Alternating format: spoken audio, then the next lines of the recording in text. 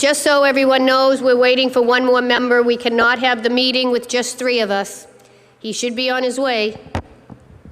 God bless you guys that play golf.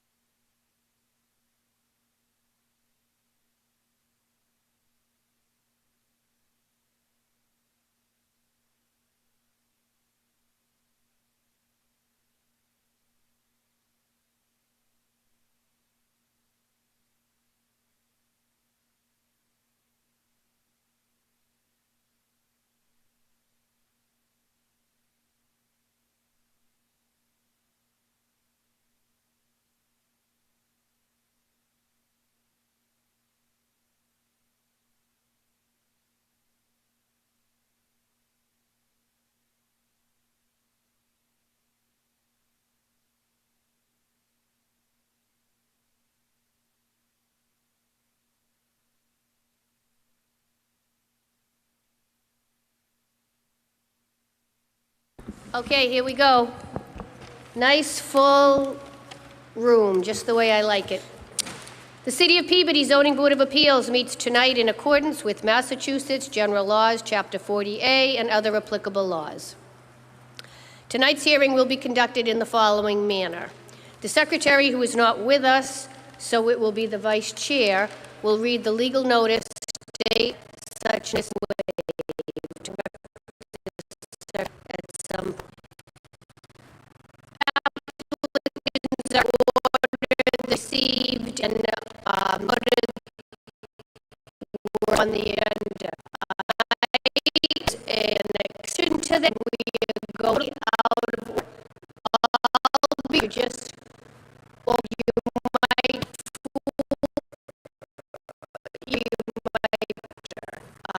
it's the way it had to be night. Or the bill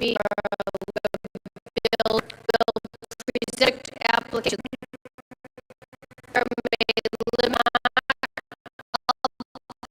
will begin or an application may receive written on record.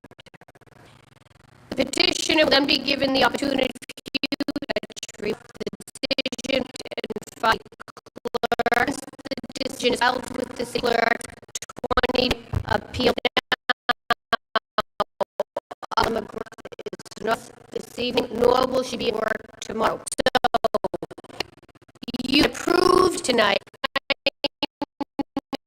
these sheets because it explains the decision process. If you get approved, and she will get in touch with you Wednesday, or call Wednesday before she gets to you. Feel free. In compliance with meeting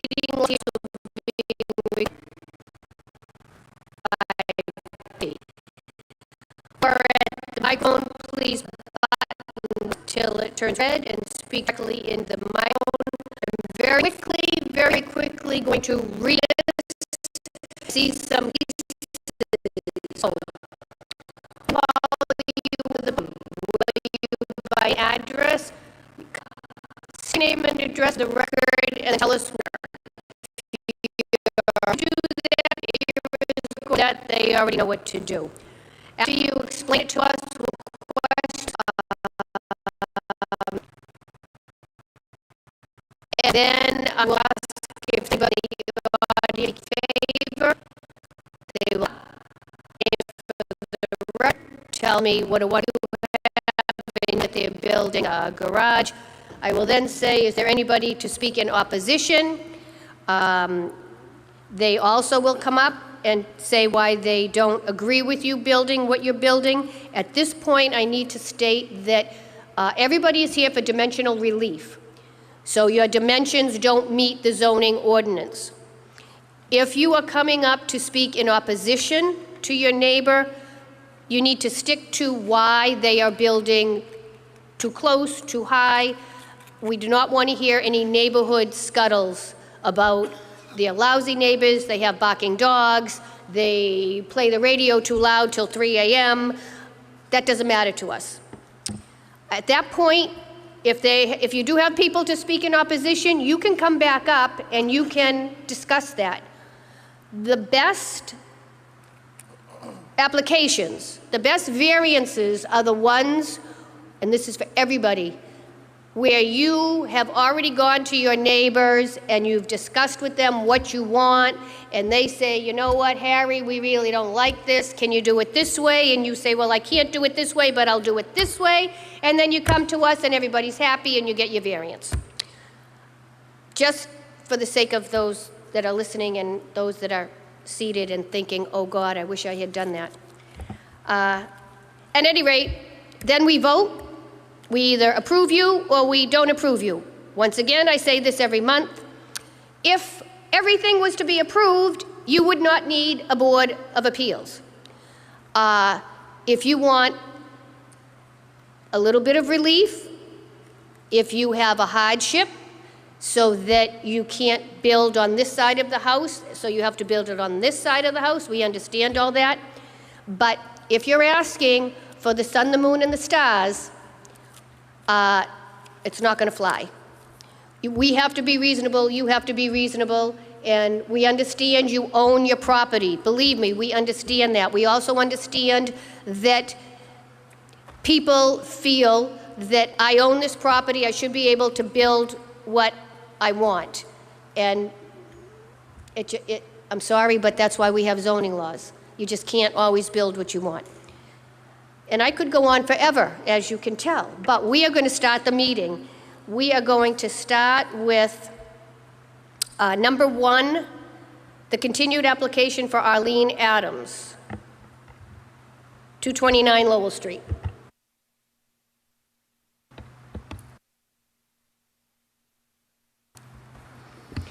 I'm Reimer Adams, 229 Lowell Street. You requested a updated plot plan, and at this time we're still in the process of getting that updated plot plan. And I'd like to extend this over until the July meeting. Do you read what's... So you want to continue your application till July? Yep.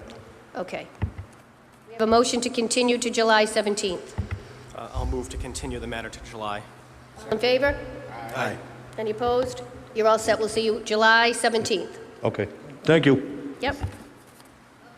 Going out of order, and here it starts. Right now, we are going to do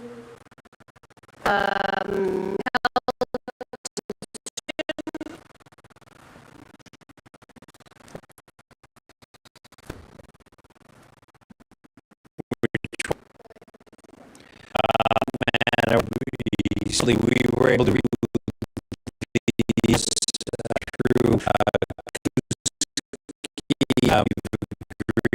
we're going to we respectful there until July. Moved. okay, thank you.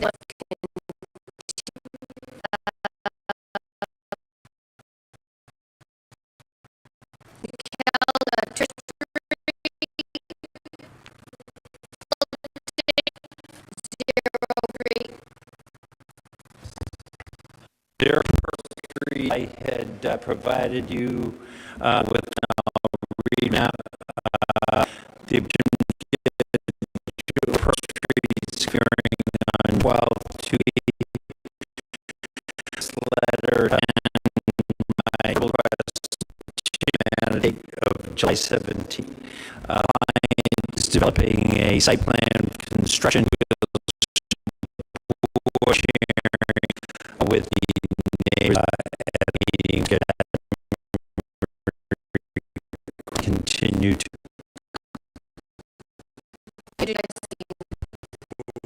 Favor?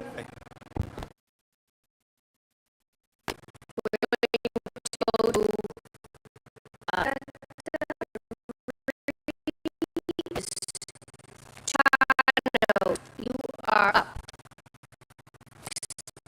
But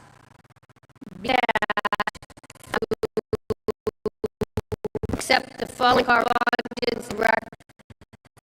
3123 Hayes to Langley response summary, 33120 to Langley Witten response, 33123 Hayes to Langley tie and bond traffic response, 53123 Hayes to Langley tie and bond wastewater response, 53123 Hayes to Langley Weston and Sampson response, 53123 revised site plan.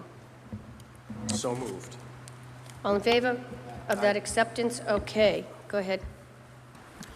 Good evening, members of the board. My name is Jason Panos, practicing law at 246 Andover Street, Peabody, Massachusetts. You just read all the correspondences in on the record submitted to you related to peer review. We are working through peer review on this matter. This is, of course, 39 Wallace Street and Upton Street comprehensive permit. We have come to an agreement with the city on outstanding peer review, which obviously will be presented to you. However, the DPS closeout memo could not be prepared in time. So because of all of that correspondence back and forth. So what I'm asking for tonight is a continuance of the matter through the July 17th hearing next month. As you know, the matter had to have been closed 180 days from the date of the first hearing, so we would respectfully ask for a continuance of that 180 days through July 17th. Assuming, too, that you close out the hearing on July 17th, you have 40 days to render your decision. You are not meeting in August, which would bring that date out to September 18th. So we would respectfully request a continuance of the date by which you have to render your decision to September 18th. And I have that all in correspondence to the board. You did email that to Carla. I did, yes. A continuance before- Motion. 39 was 8 to by me, and the second motion of the this through 13.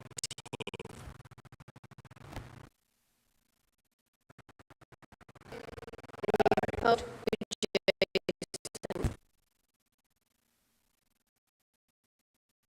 Now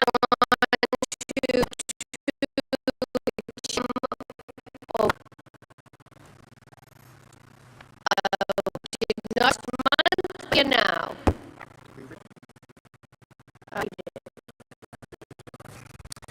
Notices here above the board deals with people hearing for 2020 auditorium, City Hall,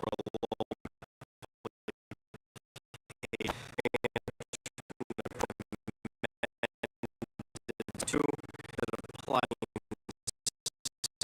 and pass map 10-20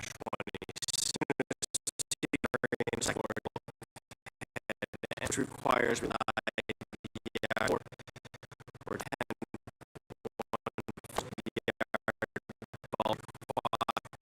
feet is proposed. The application plan are available to public view by Peabody or at 978-557.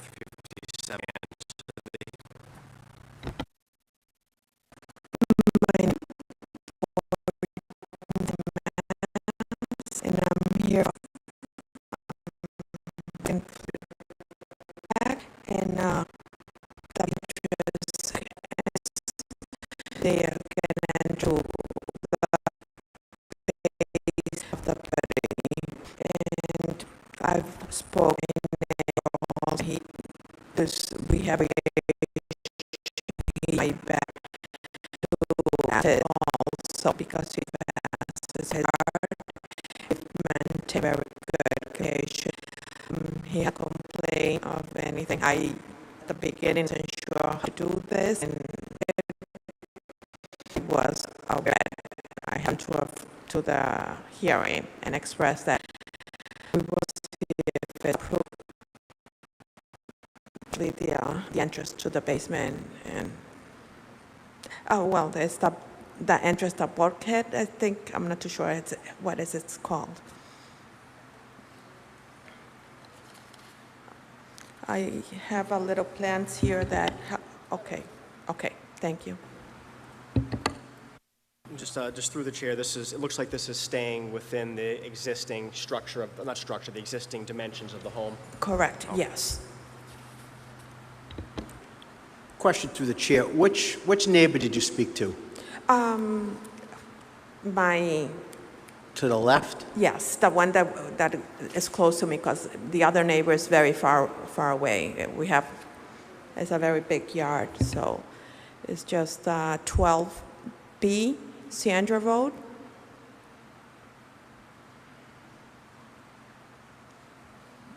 And the second neighbor lives on John Street. Madam Chair and fellow members, I visited this property this past weekend. and I have pictures of it. I believe the project has already started. Like I said, I had a contractor that didn't give me all the information. Carla gave me all the information, all the awareness. So it wasn't started. We brought it down when we were informed. I had a contractor firm.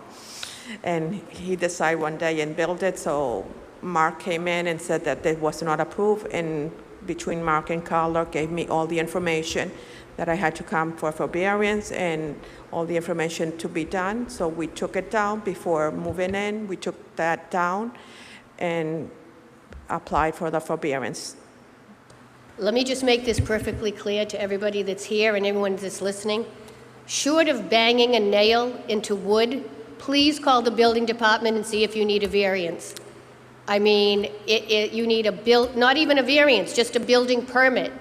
You know, you might think that, oh, I'm just going to build this little wooden patio. Just call the building department and see if you need a building permit. Really, short of banging a nail into a piece of wood, please call the building department and see if you need a building permit. Yes, I found that the hard way. The contractor told me he had permits for everything, and it wasn't like that. And my last comment is, I have heard from many homeowners that the insurance company is sending the people to work on the house. My builder, my contractor is getting everybody to do the electricity and the plumbing. And at the end of the day, there's no permits being pulled, and they say, well, the insurance company didn't tell me, the builder didn't tell me. I'm here to tell you right now, you are the property owner, and I don't care who tells you what. It is your responsibility as the property owner to A, make sure that the permits are pulled, and it's a phone call to City Hall if you don't trust what's going on. So please, I understand. Question through the chair to the applicant. What's your contractor's name? It was for Max. I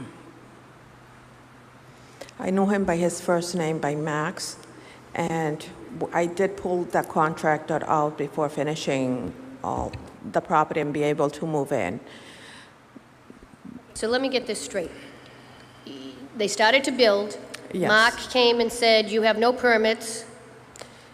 There were permits for renovating the house. There was not a permit To for build the, what they were building. for the And deck on the back. You saw something being built when? That's correct. It appears as if they started building this deck.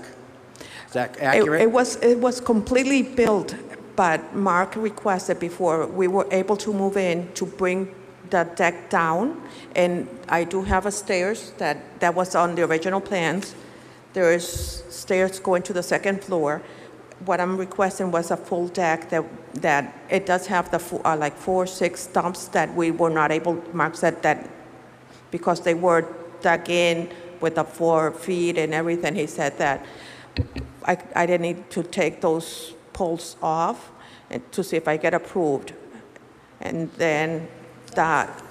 Through the chair, real quick, sorry, Fran. So has some of it been taken down already? Yes. Okay. Yes. Before I was able to move into the property. Okay. Chris, did you see anything taken down? Have you been there recently? I was there this weekend. I can show you the pictures. It's the 4x6 poles. It appears as if the roof is the floor's starting to be built. What exactly did you take down? The deck was completely built before, and that with the stairs, everything was all done. When Mark went to the house and Carla, I came in. There was, I'm like, sorry, it was totally built. One day, Then your builder came back and he took down the deck and some stairs. He disassembled everything. He tore it apart. That the full deck was disassembled, and the stairs going to the second floor, as noted on the original plans. what we have now is like the stairs to go to the second floor and the poles for the deck there. Chris, did you see a deck and stairs? No, there's no deck anymore. Just the poles are there, and we took all the woods out.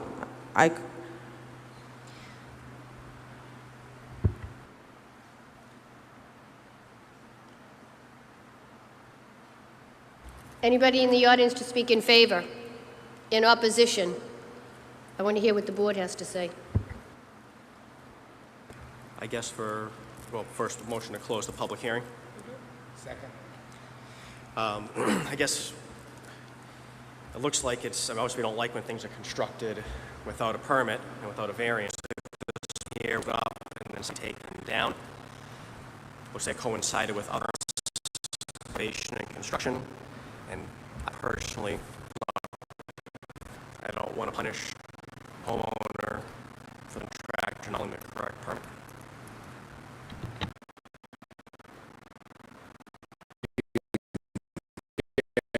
It's just going to be, as he said, there will other work be done here. Relations to your house. The property, and I Contract in outside.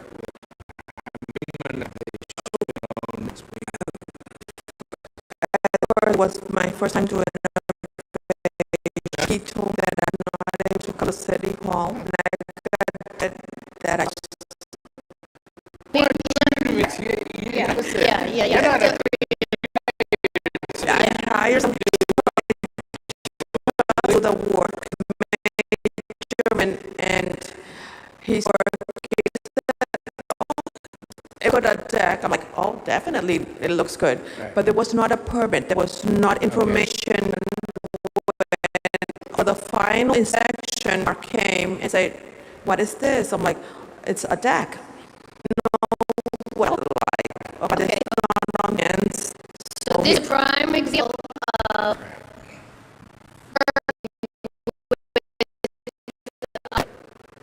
and the homeowner know how to say this that I went on TV.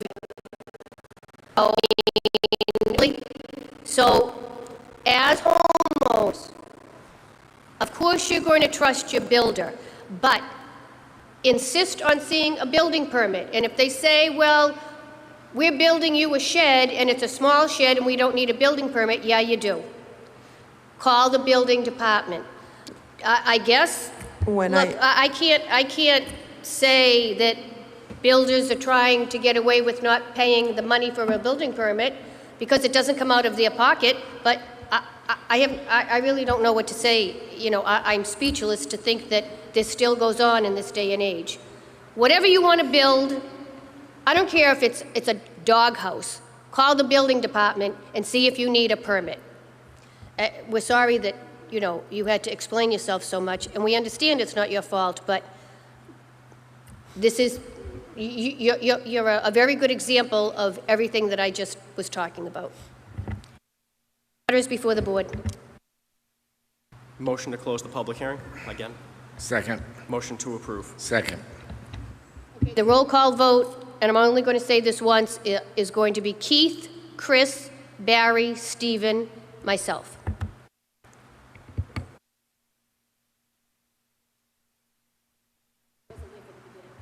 No.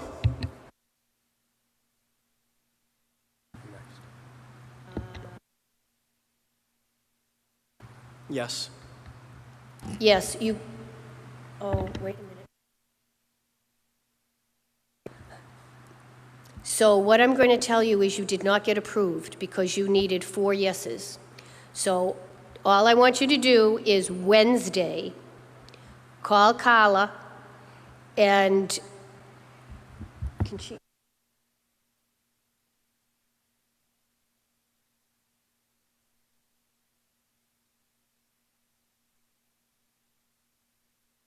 Already get a permit? No, already.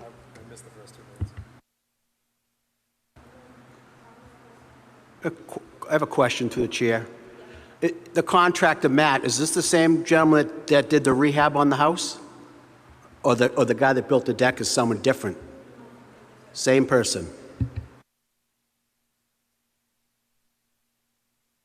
For me to be able to move in, I had to remove him from the construction, get a new contractor, came in, spoke with Carlo. Carlo gave me all the information how to go ahead. So I had to remove Max, the contractor, and hire a new contractor, bring down the deck.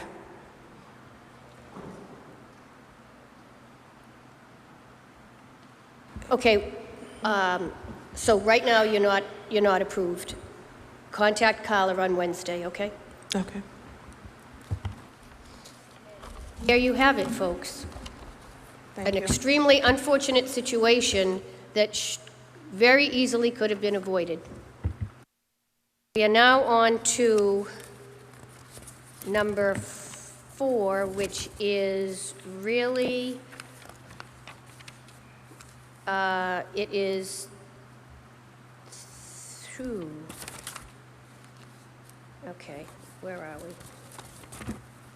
Got a little flustered on that one. 1-2 Sandra Road.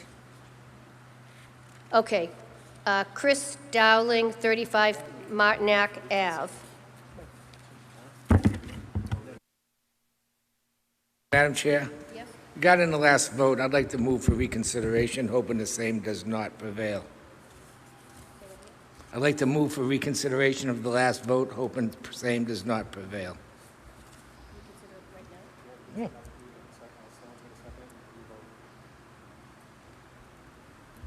Guess I'll second that. Okay, where did she go? Did she leave? Okay, we're going to reconsider that vote. Keith, Chris, Barry, Steve, oh, not you. Chris, Barry, Steve, and me.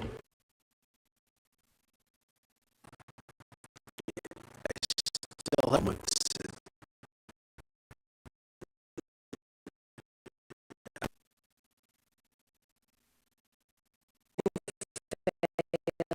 All two.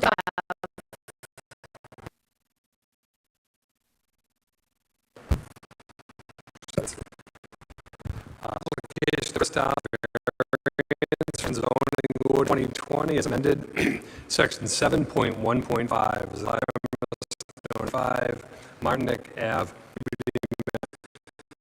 A variance to construct a 190 shed property relief from where 5 is required. Is this 5? Yeah. 5 feet is required. Where 5 is required and 1 foot is proposed in an R1A zoning district.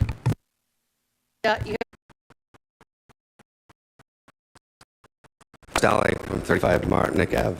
I haven't begun construction on the shed yet until to see all the drains. I request variance for relief to 1 foot on each of the abutting property lines, because if I didn't have that relief, I'd have to remove a permanent fence in my yard that houses my vegetable garden. And looking at the layout of my backyard, it looks like the best place for it. And if if I'm not granted the variance, it would be in an awkward spot in the middle of my yard, and there's not enough room. Through the chair. How tall is the fence? There's one 8-foot fence on my abutter to the left, and there's another 8-foot fence which stands upon a 3-foot wall. So it's an 11-foot difference from my ground level to my abutter to the rear. Yep. How tall is the shed? The shed is going to be from floor to the joist is 6.5 feet. And I apologize, but I haven't figured out the angle pitch. of the roof yet. Okay, thanks.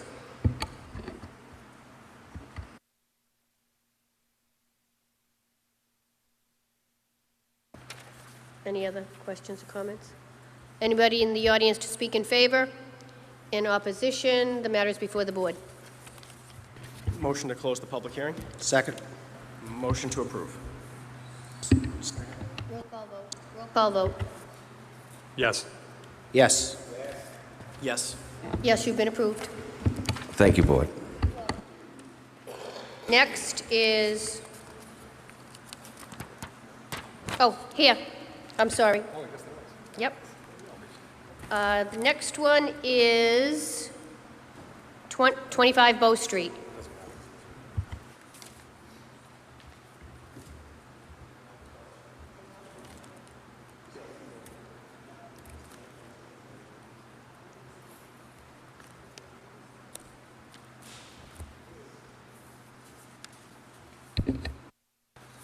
Number 7 is an application of Rhonda Cogliano and James Castelletto, care of attorney Joseph Keys, for a variance from the provisions of zoning ordinance 2020 as amended 7.2 as it applies to the premise known as 25 Bow Street, Peabody, Massachusetts. Petitioner seeks a variance to move lot line between Lot 1 being 25 Bow Street and Lot 2 being 105 Bow Street, and requires relief from Lot 1 minimum buildable area where 20,000 square feet is required and 19,245 square feet is proposed. The property is in an R1 zoning district. Good evening, members of the board. My name is Joseph Keys, 289 Main Street, North Reading, Massachusetts. We're here tonight for a variance. The subject matter is a barn that's located on the lot that we want to essentially switch over from 25 Bow Street to 105 Bow Street. We're not proposing to move the shed or anything else like that, just do improvements on it. The Castellettos are a growing family. They need more storage space. And Mrs. Cogliano is nice enough to enter into a purchase and sales agreement with us to sell us that property. And that's pretty much it. That's what we'd like to do. And doing it this way is the minimal. You know, we're trying to make it the least impactful on the neighborhood. It's just essentially moving that lot line over to the other side of the barn, and really, other than aesthetically changing it, we're going to cut trees, the barn, window, the door, the 5, but now the door, one.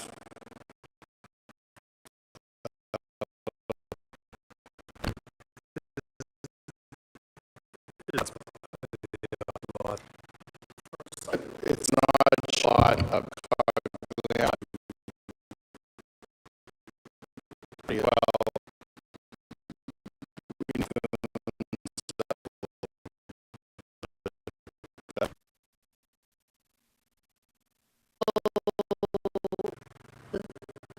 Family filed to add property. Basically, in the audience, any request by the board? Motion to close the public hearing. Second. Motion to approve. Second. Yes. Yes. Yes, here you go. You've been approved. Next one is number 6, which is the original number 9, 1 Newbury Street.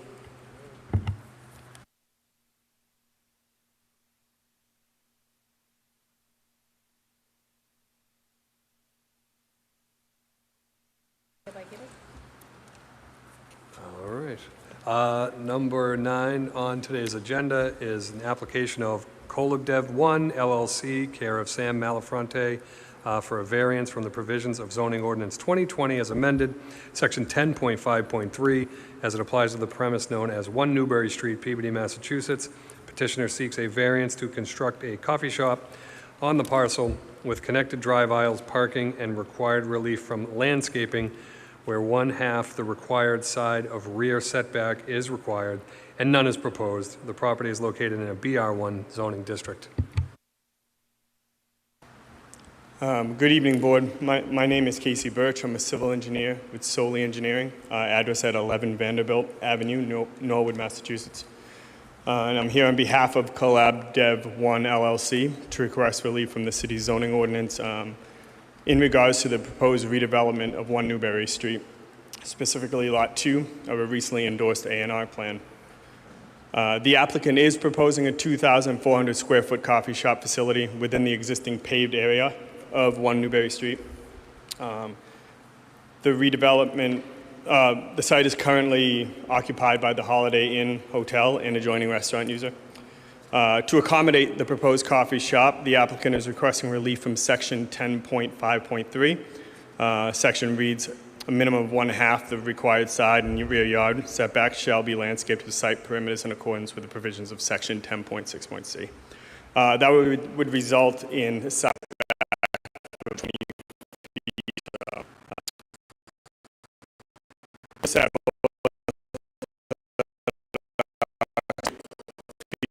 Movement within the field in an area with the rest of the right in the shop. Bus lane.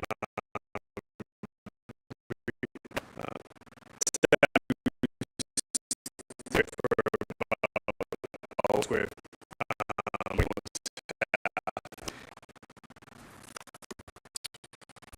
The other thing means for this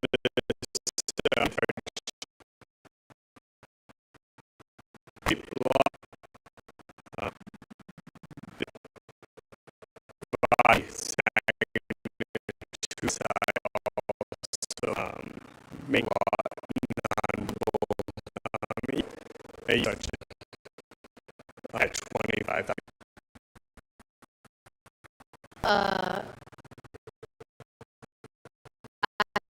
Where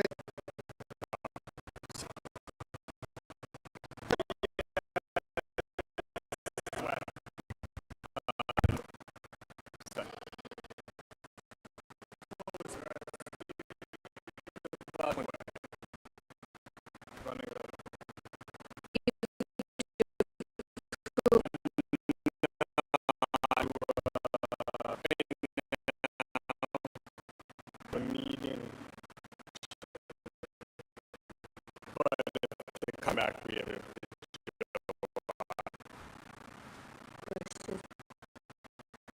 Through the chair, figure out the plan and the issue.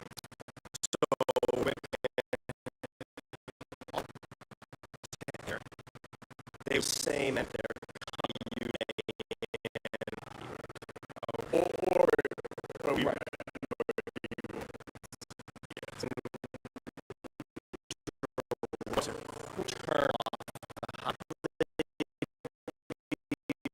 off the law situation trying to that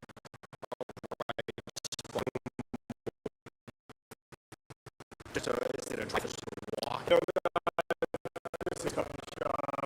be on-site signage for the drive.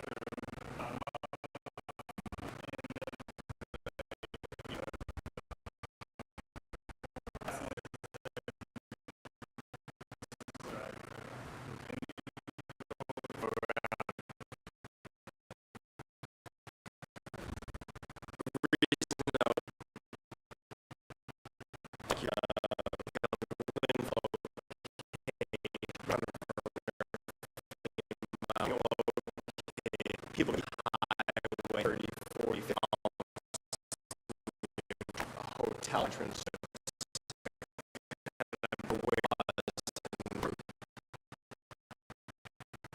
So I feel it's located on the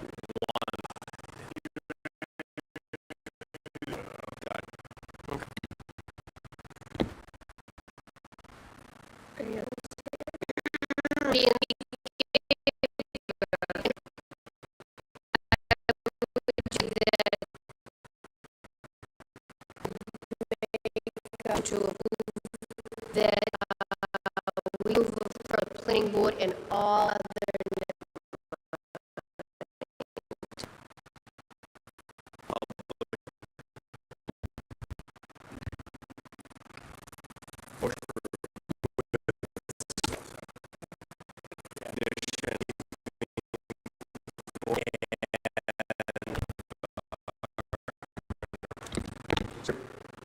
roll call vote. Yes.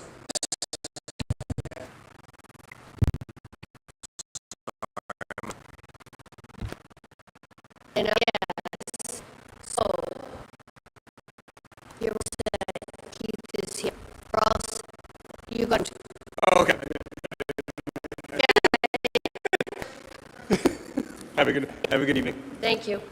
Good job.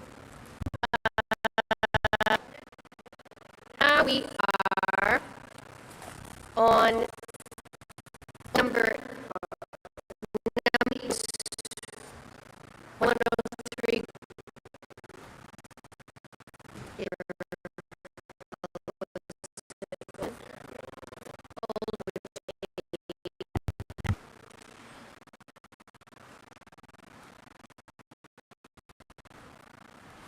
Number 11 is the application of Daniel Flaherty from the zoning ordinance 20, it's amended.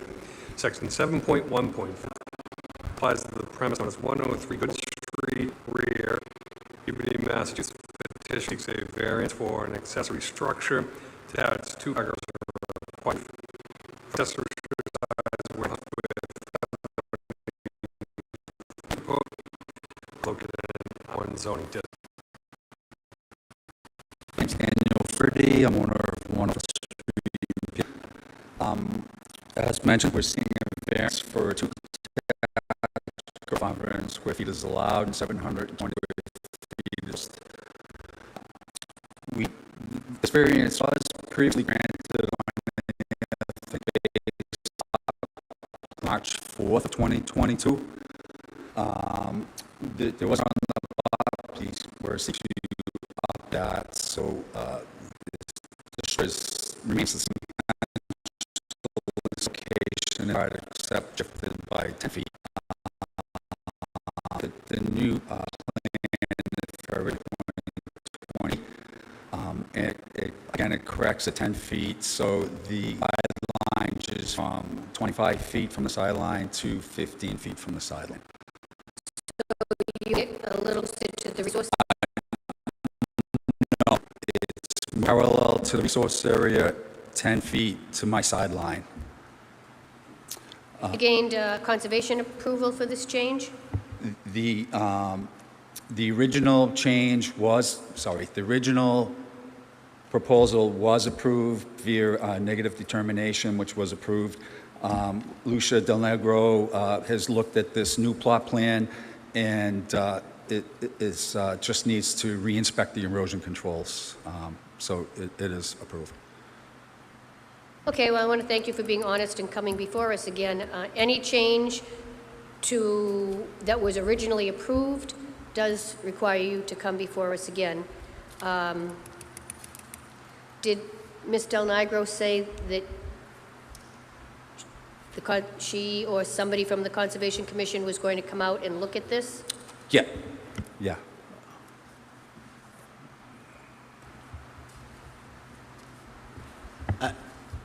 I would suggest we would need Concom's approval on the new plan.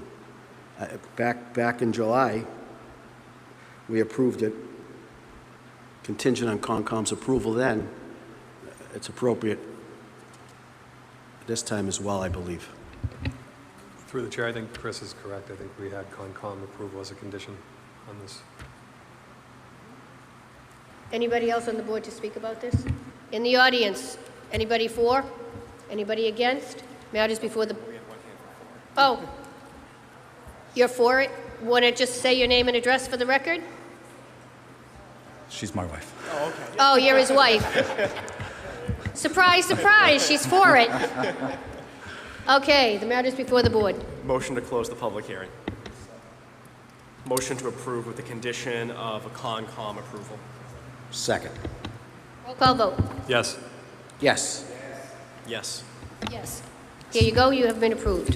Thank you.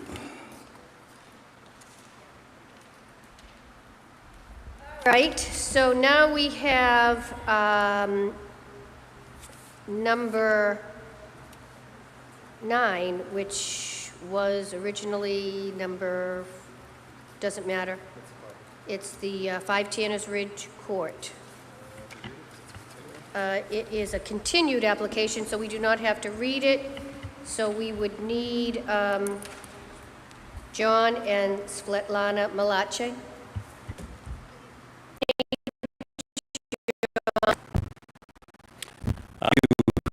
Madam Chair, members of the PBA, Mr. John, I have Happy Lowell Street. Street. I'm appearing on behalf of John and Svetlana Malachi, 5 Ridge Road.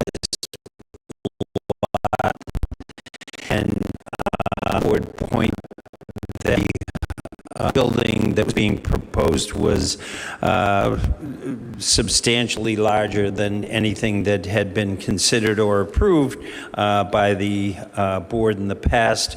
My client went back to his architect.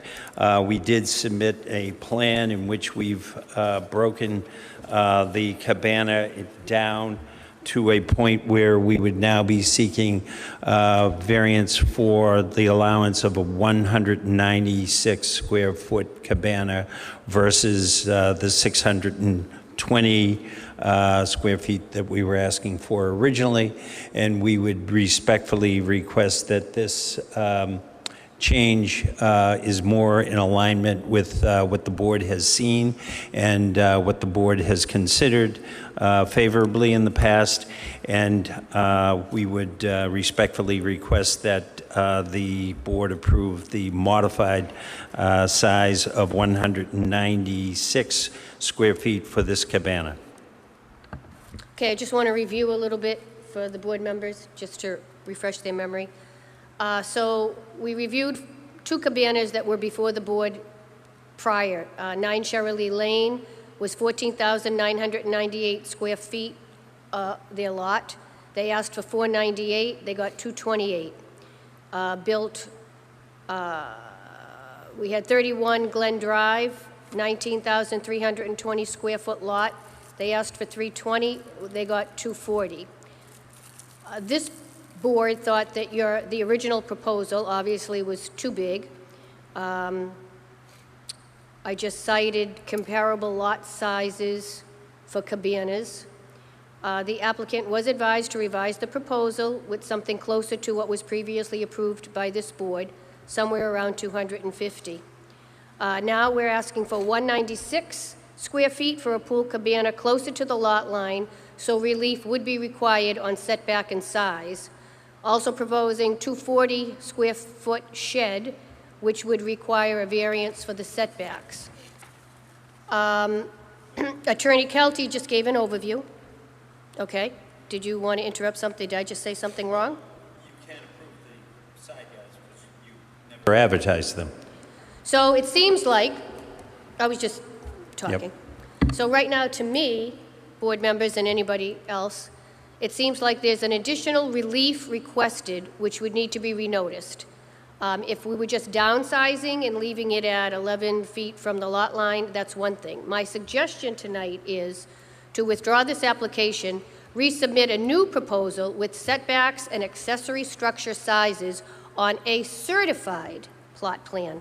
What was passed in is not certified. So that would be to accept, to withdraw without prejudice, and to get a new proposal with the setbacks and the accessory structure sizes on a certified plot plan. That's what I'm asking for. We'll see what the other board members think. The chair, I agree with you. I mean, this was not the intention of what our discussion is one unit. Now, so your application is they have no, yes, I could entertain approving the put banner because it seems to have been just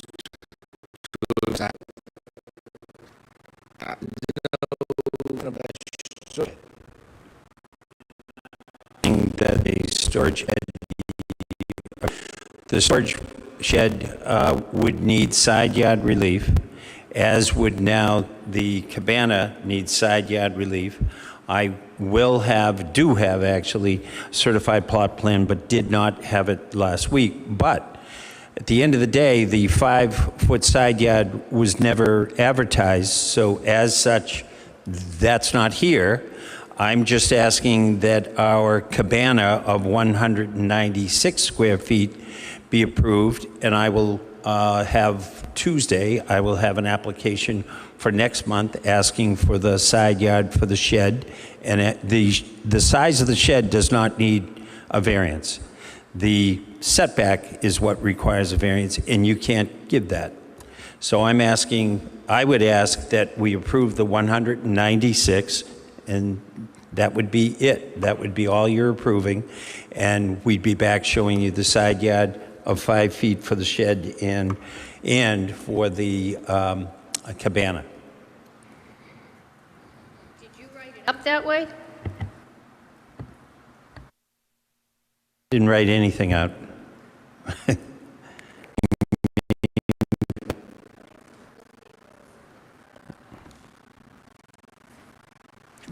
The original plan that was submitted to you showed the large cabana. That showed side yard of 11 feet.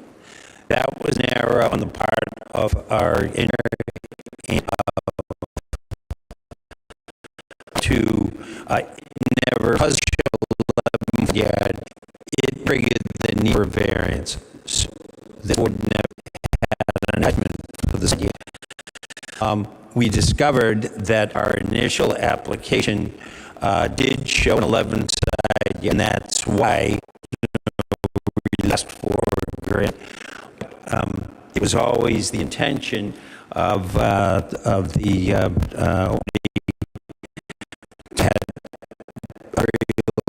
low 5 feet greater for agreeing to. Is the issue along with the certified plan. Okay, so let me, if I got what numbers. So we know what the original was. So right now, 26 square feet when 120 is allowed.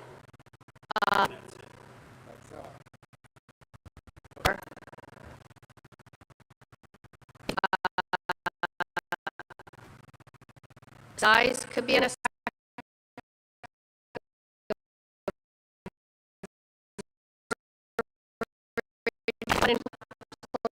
every piecemeal. That's what I want. And could anybody else chime in here? I guess I'm just, through the chair. Because what's happening is a lot of confusion, and I want this clean. And you're going to tell me that it's not confused. Well, you know what? I guess where I'm confused is, Attorney Kelty, is the cabana that's shown on the plan that we have before us today. The one that came last week. Yes. How far, what's the setback on that from the side? That one is 5 feet, but it's from the architect, it's not certified. I need a separate plan in order to ask you for the 5 feet. And what was the one that you gave us the last meeting? That showed 11 feet. So then wouldn't it need to be re-noticed for that reason? For the 5 foot, yes, without a doubt, it does need to be. But I'm properly before you with the smaller size. That could go forward this evening, doesn't need certification of any kind of dimensional because I'm not asking for that dimensional relief. Let me try to, oh, I'm sorry. No, so even though the setback went from 11 Well, to 5? but that was just to show the size of the cabana. That's not being filed to show you the actual side yard, and we're not asking for side yard based on that plan. But you're right, when you ask, is that 5 feet from the sideline? Yes, it is. Okay. So you're not approving that plan, you're just approving the size. If the chair doesn't want to piecemeal it, that's one thing, but if you're just asking for approval of the size, I think everyone would approve it, but then you still can't construct it. So I personally want a new plot plan reflecting everything. I don't want to do half this month, half next month. Is it 5? Is it 10? Really, it was 11. It's just, I don't particularly like the way it was presented. I want a certified plot plan, new, reflecting everything. That's just my personal feeling. I agree 100%. And, you know, I don't want to be made an idiot and have this pool cabana built, and then the storage shed gets approved and built, and lo and behold, we have a nice little breezeway built between the two, and the pool cabana becomes this palace like it was intended to be. So I agree. We need the plot plan. We need to see the setbacks. I'm not in favor of piecemealing this out. Anybody in the audience to speak in favor? In opposition? Hearing none, the matter is before the board.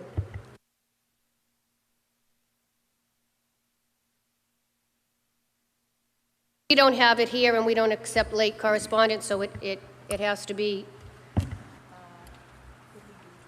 So does the petitioner want to withdraw the petition and bring it properly? Yes. Yep. Does the petitioner want to withdraw the petition and then present it properly?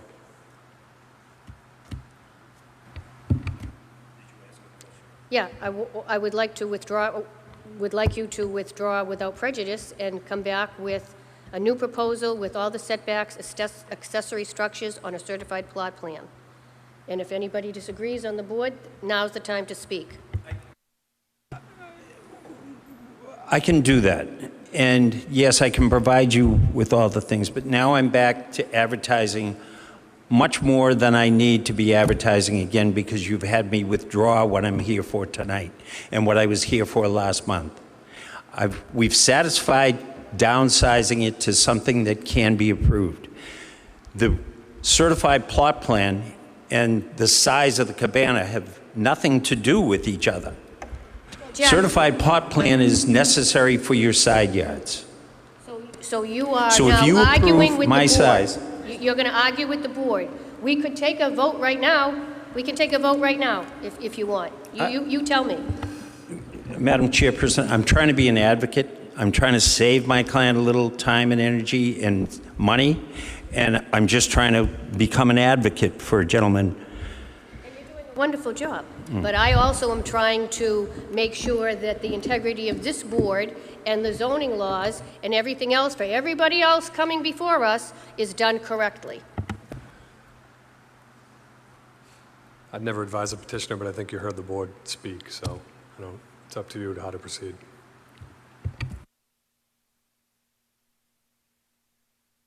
We'll withdraw.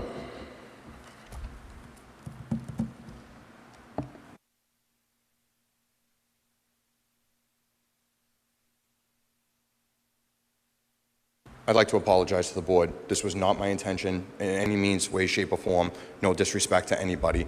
This was a mistake on part of Attorney Kelty that didn't file it correctly, and this was brought to my attention on Wednesday prior to knowing this, because this would never have happened. I did exactly what you guys asked for. I brought the size down, and as far as a breezeway, there's 14 feet in between these two structures. There is no breezeway. There's plenty of room in between them. One is completely a storage shed. One is completely a cabana. They have no connecting factors whatsoever. So that's, I just apologize for... I appreciate you saying that, but... and I understand that this isn't the way you guys like it. All due respect. And you know what? In the long run, you'll be better off because everything will be clean. If you ever want to sell, it really is the correct way to do it. I appreciate that. Unfortunately, it was not done correctly in the first place. So. And I appreciate you coming up to the podium. I'm sorry for all of it. I just want to just to clear something up. Sure. Our request to Attorney Kelty had nothing to do with whether or not we think he did something right or wrong. Okay. You came before us last time with a massive request. Yep. We told you we weren't going to approve the request, scale it back. We mentioned at the time that a shed somewhere could possibly be used because you were talking about extra storage. Yep. This proposed storage shed, where you located it, Yep. or where you requested it be located, would have required a separate meeting and would have required a separate variance. So Attorney Kelty coming before us tonight with this plan is not, I'm just putting this out, this is not a mistake, this is not an error. This is a separate proposal. If we had not decided what we did, you would have maybe had your 190 square foot cabana, 96 square foot cabana. You would not have had your storage shed. Attorney Kelty would have had to would have had to file a new application anyways to get that there. And you still might not have got that. Sure. So I just want to make sure that it's what we said and we did tonight is no reflection upon Attorney Kelty. Okay. You would have had to come back before us one way or the other. I appreciate that. Just so you know. Okay. Thank you. Thank you. See you next month. Okay, we are now up to 0 Newbury Street. This would be our last one. It's the old...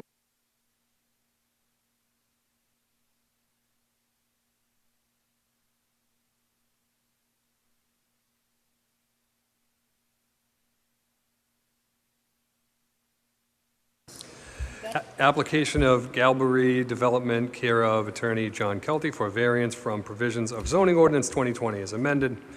Section 7.2, dimensional controls. 6.8, continuing care retirement communities as it applies to the premise known as 0 Newbury Street, Peabody, Mass. Petitioner seeks a variance to construct a 146-unit continuing care retirement community and requires relief from minimum lot area where 25 acres is required. 4.39 acres is proposed. Minimum depth, front yard, 50 feet required, 42.3 feet proposed. Minimum density where 15 units per acre is allowed and 35 units per acre is proposed. Vehicular circulation where no less than 20 feet is required and 9.4 feet is proposed. The property is in a BR1 zoning district. Again, I just want to accept the following correspondences into the record. 5/24/23, a Benson memo. 5/30/23, Bellevance memo. Greiglick, email in opposition. Lowy, email in opposition. Mangiarati, email in opposition. D'Antona, email in opposition. Heafy, email in opposition. And Tyree, email in opposition. Motion to accept the following correspondences. So moved. Second.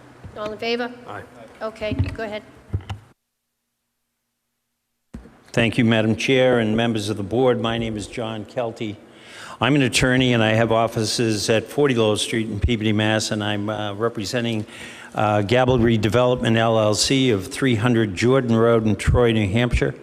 The property is owned by Circle Storage LLC. They are of Revere, Mass. They've owned this property for quite some time. We're very excited to have entered into an agreement with Gallery. They are a large national who develops CCRC properties. We are in possession of a letter that I think was loaded into your file today, this morning, by the building inspector's office when Tom St. Pierre came to the city permanently. He did execute a letter for your files in which he, in conjunction with the city solicitor, have stated that they believe that we are a CCRC, and as such, we can ask for the relief that we're requesting. Our principal relief is from the area requirement of 25 acres to develop a CCRC. We have asked for a CCRC to be allowed on the 4.39 acres rather than 25. And then we've asked for a series of technical variances that are all variances that are located between our property, Peterson.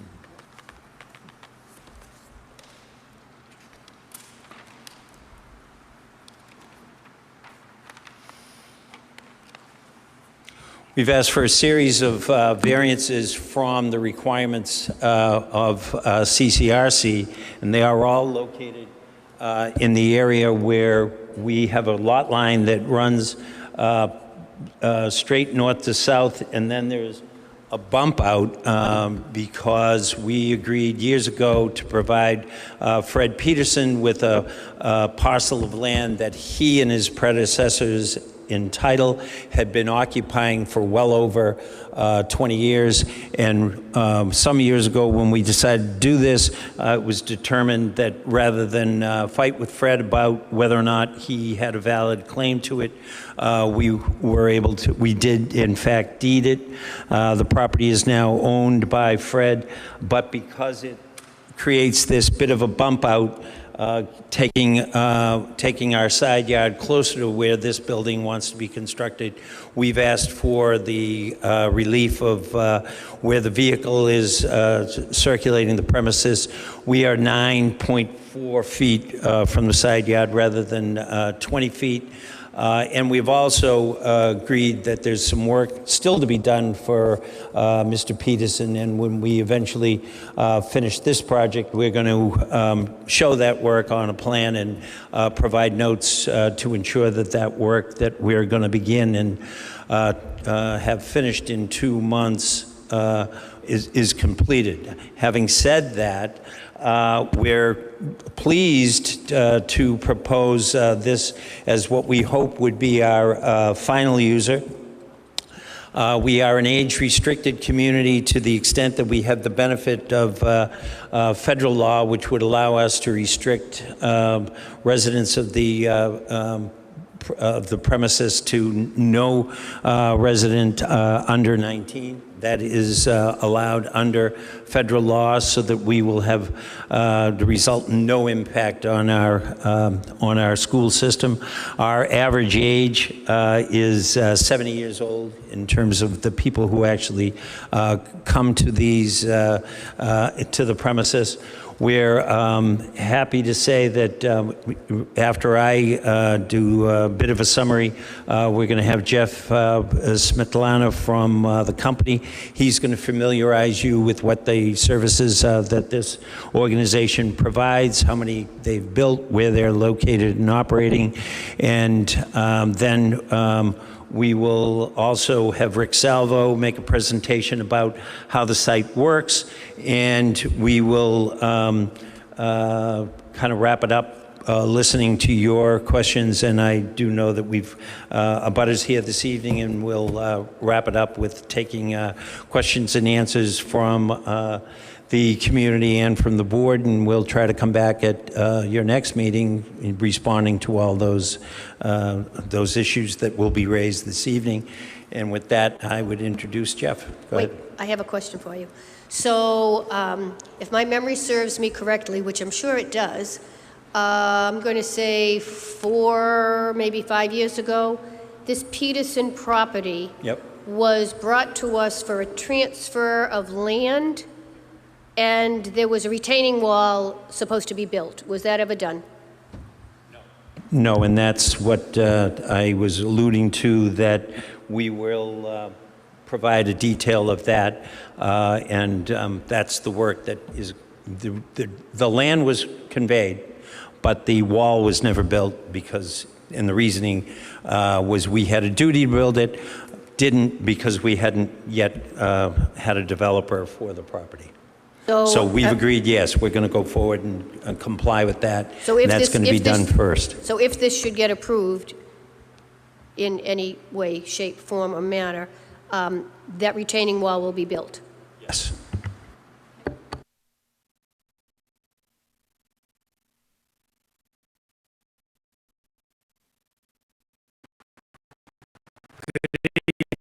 My name is United Group Companies. The app company developed me some of based in joint, which is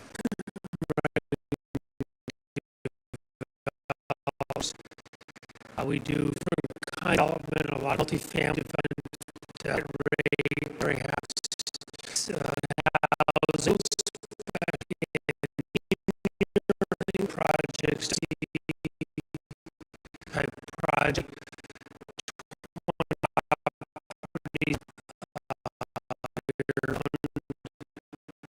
on a plan, consider summer project on Eastern Massachusetts types of things.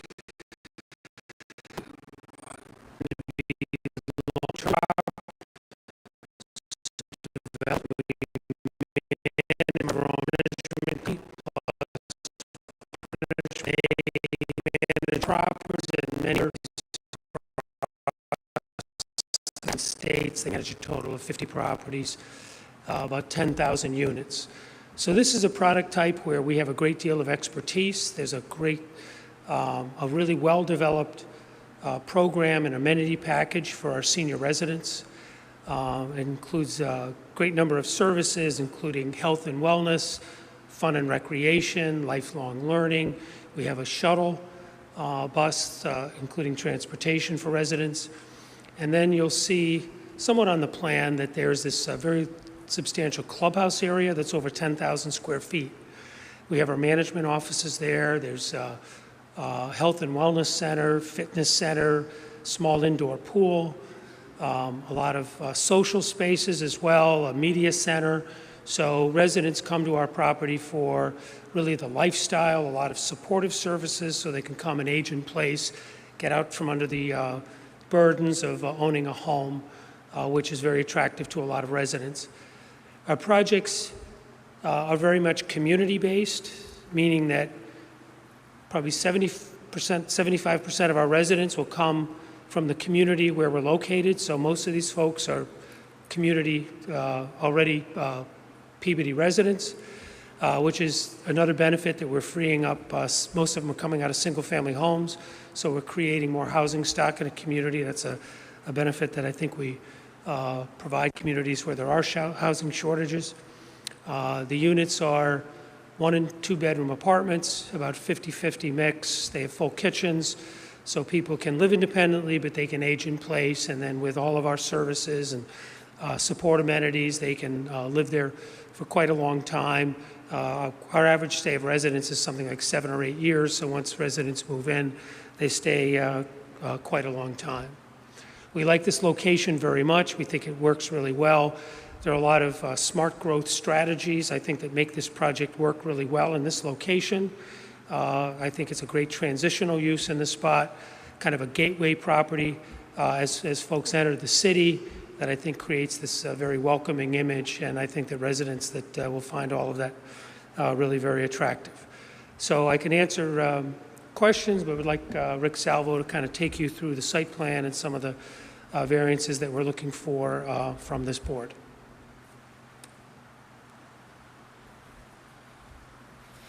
Thank you, Madam Chairman, members of the board.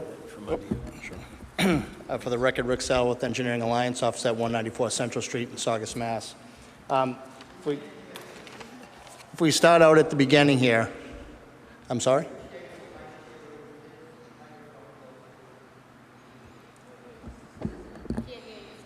Oh, okay. So before you here is the outline of the parcel. This parcel is 4.4 acres of land. It has 100 feet of frontage on Route 1. The area to the west was a recent application, I think that was before this board, for a 40B project that was very recently proposed. Just to kind of orientate yourself, Honeydew Donuts is over here just to the north of the site. Access to the site will be via Route 1 and Route 1 only. We've talked with the planning department and have designed a roundabout that will be installed that will allow traffic that heads back to the Tremel Crow development to get to the rear of the site, also facilitate traffic into the subject property, and also to the property to the north when and if that property ever gets developed. The proposal is 146 unit over 55 development, as was explained by Attorney Kelty. This is a 6-story building. It's 5 stories of wood frame construction over a podium of parking. I'm sorry, 5 stories total, 4 stories of wood frame over 1 podium of parking. The majority of the parking is underneath this building. There are some surface spaces along the westerly side. In this particular area over here, the CCRD requires 1 space per unit, which would create a total yield of 146 parking spaces required. We're proposing 168 parking spaces in an effort to try to hit a ratio of 1.15 spaces per unit, which is really what the market sort of calls for this type of development. We're proposing green space all around the building in accordance with the landscape requirements of the city of Peabody, which will result in a minimum 50-foot buffer all around the proposed development. Just to kind of zoom in on the site a little bit here, this site was previously permitted and approved through site plan review for a storage facility.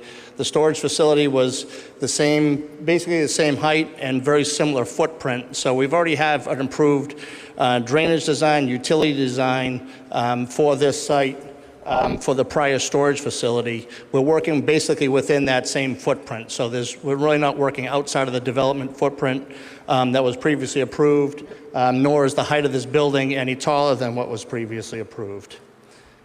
Just to see how it fits in with the surrounding area here, just to orientate you, Honeydew Donuts is over here. The green tea site is here. This is the Peterson site, which created the majority of the zoning relief that we're requesting. We're approximately 250 feet away from the Heritage Wood development. We're about 12 feet lower in grade from our property line. So this property will grade down approximately 12 feet to meet the elevation of the remainder of the site. So this site will be very well buffered from the adjacent condominium development. This area here in the rear is the area that I alluded to earlier, where the 40B was recently approved. So that's essentially the way the site lays out. Trash will be managed inside the property in the garage. There'll be a trash room in the garage. It'll be wheeled out in this general vicinity over here, picked up and managed by the management company. And I think beyond that, I think the circulation around the building kind of speaks for itself. The clubhouse that Jeff referred to is in this area over here, buffered from the remainder of the surrounding areas by this kind of jog of the building. And that's essentially the way it sort of lays out. To give you an idea of the building itself, you can see the 4 stories of wood frame over the podium that'll be parked underneath the building.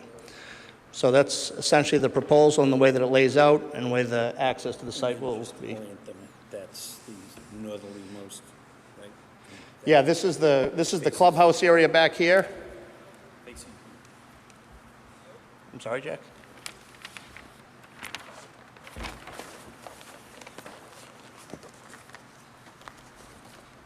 So this view is a view looking from, say, the Tremel Crow development back this way.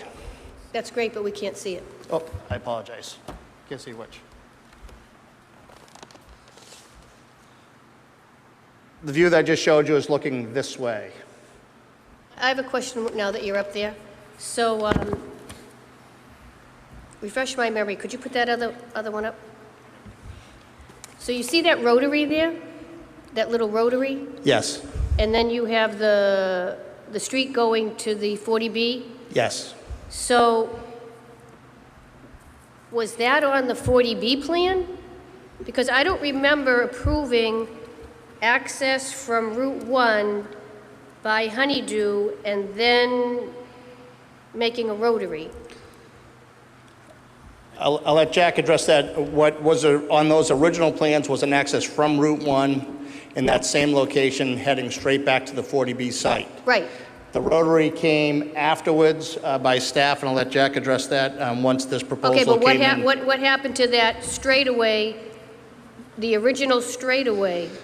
You just can't take that away. That is the original straightaway, right here. That's it's in the the same original? exact location, yes. So, correct me if I'm wrong, it looks like so you enter from Route 1, and that access road to the 40B went behind the billiard? Yep.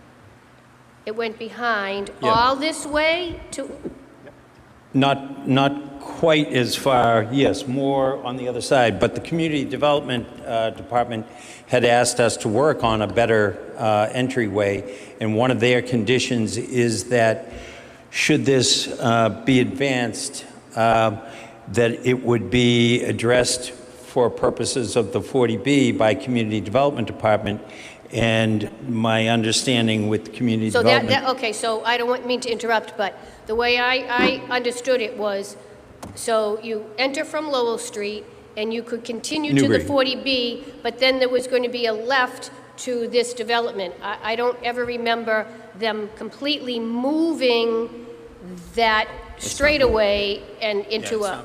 No, it didn't move. We were actually the designers of that roadway. Yeah. We were sub to Allen and Major, and the roadway used to come up here, turn this way, head into this development, and then it took a right-hand turn. It's in the same exact alignment as 40B, identical. My second question before we go on, so on this plan, the billiard eyesore, it says here, to be raised. Now, correct me if I'm, once again, wrong, but I thought I addressed that many times to the 40B applicant, and nobody knew anything about it. Oh, it was said it could be raised, it was said it was going to be demolished, who was going to do it, and then it was like, no, nobody knows what's going to, so how do we know that you put down it's going to be raised? Who's going to tear it down? Jim, do you want to address that? You want to let him? Well, Trailer Crow, well, It's going to be raised. And you know, it doesn't make any difference to me. I'm not going to live in either of these. However, it's That's a a good question. deplorable Right. eyesore. yeah, and for Trammell Crow, the 40B developer, and for our group, this going away is a significant consideration for us, as it is for anyone. Well, So- and I don't want to interrupt you, but I know you're not from Peabody. There's a lot of toxic material Right. there. Right. There's been a lot of environmental work that's been done by Boston Environmental to evaluate that and then see what's possible there.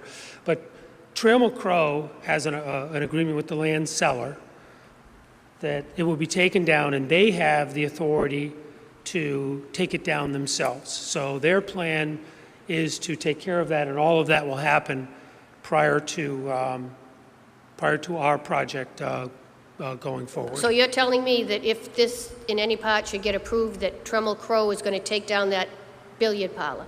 And That's- they're going to clean up the area? They have the authority to do that. Either the owner is going to do it or Trammell Crow is going to do it themselves. We weren't told that before. How come all of a sudden that's happening? Am I wrong? No, you're not wrong. And the reasoning is because the owner of the property is running out of time in terms of his ability to keep that building there. Hey, Jack, we're all running out of time. But the agreement is that there is a day at which Trammell Crow can take it down. And Jeff's relying on that same agreement. And there is no plan currently to keep it. There is no plan for anybody reusing it. And I believe it will come down, and it'll become a... And I would hope that we could believe that it's going to come down. But you know, Attorney Kelty, what I'm going to say to you. We don't do this board on maybes, I believe, or perhaps. So, you know, I mean, once again, it's toxic. It's not safe for adults or anybody that's walking there, even cars, and it's an eyesore. And I know that this has maybe nothing to do with what we're talking about, but I have a hard time when I look at this plan and it says to be raised, which means it's going to be taken down, but all the months we spent with Trammell Crow and our answers were, oh, nobody knows. So that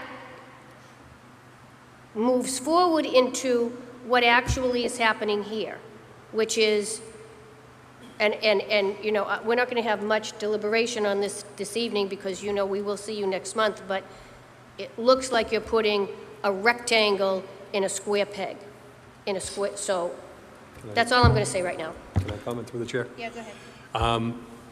I'm all for, and I know the board is diversity of housing. These communities are in need. They are. It's definitely a better structure than a storage facility, but it's big. It's very big. So that's just something we'll probably have to discuss. but I'm in favor of that type of development, so. I just have one question through Yes. the chair, if I could. You mentioned all these other places that you build in these. Yes. And I agree with you, there's a need. But how many of those places did you seek relief of almost 5 times? In other words, you're trying to build on 4.39 acres, what requires 25. Above those other units, did you have the required acreage, or did you have to seek relief? And on any of them, did you seek relief to that magnitude? Well, you really don't want to be developing or disturbing any more acreage than you need.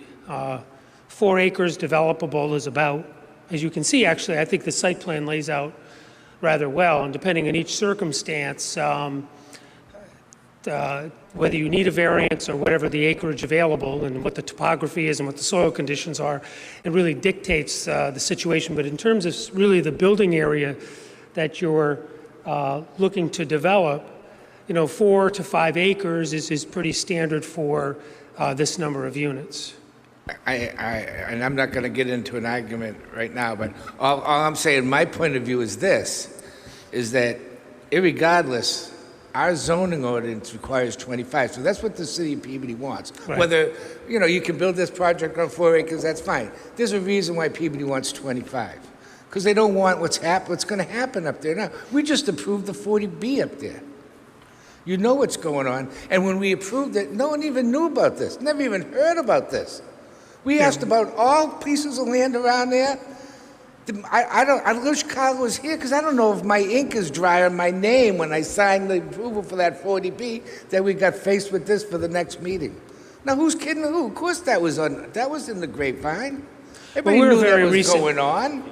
Yeah, we've just very recently really come forward and gotten involved with the land seller. But, see, what I would suggest, though, that in the city of Peabody, do you really want to be disturbing 25 acres? I think this really embraces a lot of smart growth strategies.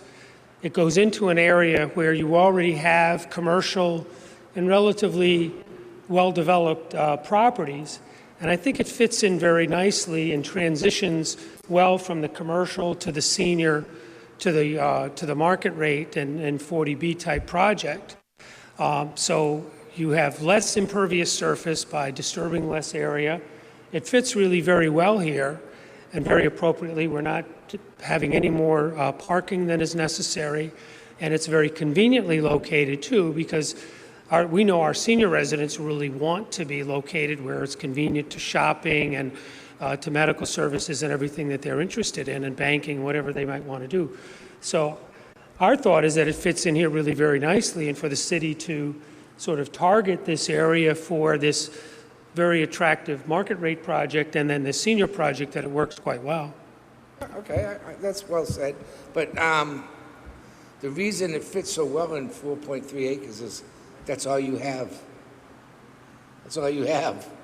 If you had 25, there'd be a lot more units than what you're proposing right now. So as eloquently as what you said is true, but we've got to, as a board, got to look at what's going on up there and everything that's going on up there. Right. It's not for sake of argument here. It's just a lot is happening up there, I think look for land all over, and it's hard to find developable sites in good locations. And here in Peabody, you have a site. I don't know where else in the city we could develop something like this. So we thought we were fortunate to find this, and the CCRC use fits well here. And we love the synergy with what's going on there. So if not here, then where? I don't know that there would be another site in the city that we could do something like this. What? Oh, go ahead. Just through the chair, just while we're kind of putting this all out there, a big concern I have, just so we kind of know what some of the board members' concerns are before next meeting, is. Hey, we don't. Please, can you hear me now? Do not shout from your seat. Please, I'm trying to say something in favor. Can you hear me all right? Thank you. What I'm very concerned about here is I've been to these facilities whether it's in our state or other states. Pennsylvania being one of the ones I'm most frequently in. I see you do a lot of work in the New York area. They tend to have enormous campuses for these things. And in my experience, one of the reasons why they have enormous campuses is that I agree, you're not going to have 2 cars per unit, you're not going to have children going to the school system, which is all well and good. But what you are going to have is you're going to have you're going to have children of these retirees coming in their 30s, 40s, and 50s, or older maybe. They're also going to be grandchildren of them coming, all of whom are going to be driving their vehicles. So on paper, the 1.15 ratio for the parking spots to the units sounds great on paper. But as we saw in some of these other 40B developments, as we voiced concerns on some of the other 40Bs, and actually this is not a 40B, is that there's a huge concern about what happens in a facility like this when you have no other place to go and you end up with a certain time of year, whether it's Christmas, Hanukkah, 4th of July, whatever it might be, when these family members are coming to visit and a third of the units need 3 or 4 spots. Are they going to park at the 40B? Are they going to park at Honeydew? Is there going to be another lot that gets raised and creates additional parking off of Route 1 for it? Are they going to park on side streets? To me, it raises a big concern. I think it's too big. The idea is nice, but I think it's too big for the location and the area that it's in, and I'm very concerned about how this is going to play out with the traffic off of Route 1, with the development within there, and then how you're going to handle that many people, visitors, cars, trash, etc., with 180 units right behind it, which was crammed into a 40B. So that, to me, becomes a very highly dense, it's a very densely populated area in a very busy area, and that's very concerning to me. Just so you know what my concerns are leading into this. Just at one point, our parking requirement, we know from other properties, is about 0.8. So many of our residents won't have a car. We provide a shuttle bus so that people can go to grocery shopping and appointments, so that we have a lot of extra parking. I don't want to interrupt again, but this is not a assisted living area. This is 55 and over, so I disagree with what you just said, totally, and absolutely agree with what Board Member Zelotes said. We could give you statistics from other properties, if that would be something you'd be interested in. It's too bad you don't really know me, because as far as I'm concerned, statistics are statistics. However, there's always exceptions to the rule. So you can tell me that, you know, out of 148 units, 60 people statistically will have a car and will be the property where 148 people have a car. So I understand where you're coming from, and I appreciate data, but I'm not really one that puts all my eggs into that statistical. Well, the zoning, it does require 1-to-1. So.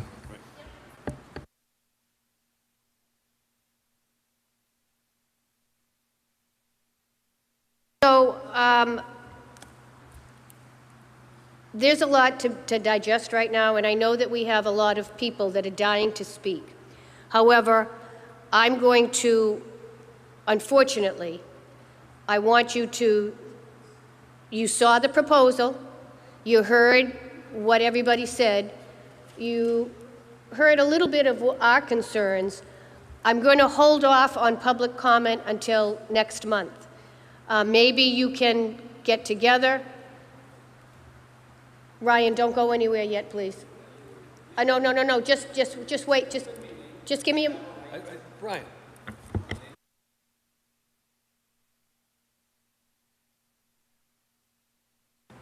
I know it's frustrating. You're out of order. So right now you're out of order. Right now you're out of order.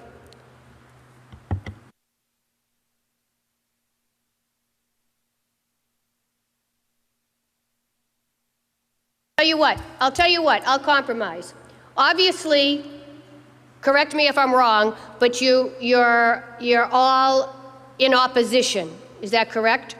Could you pick 4 people tonight to come up and share your concerns.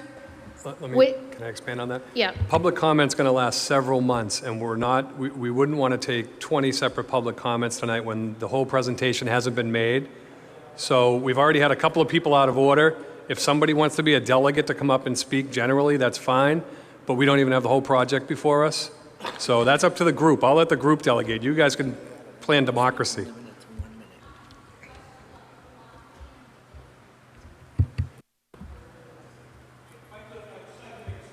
No. So elected, there you go. Diane, are you going to speak?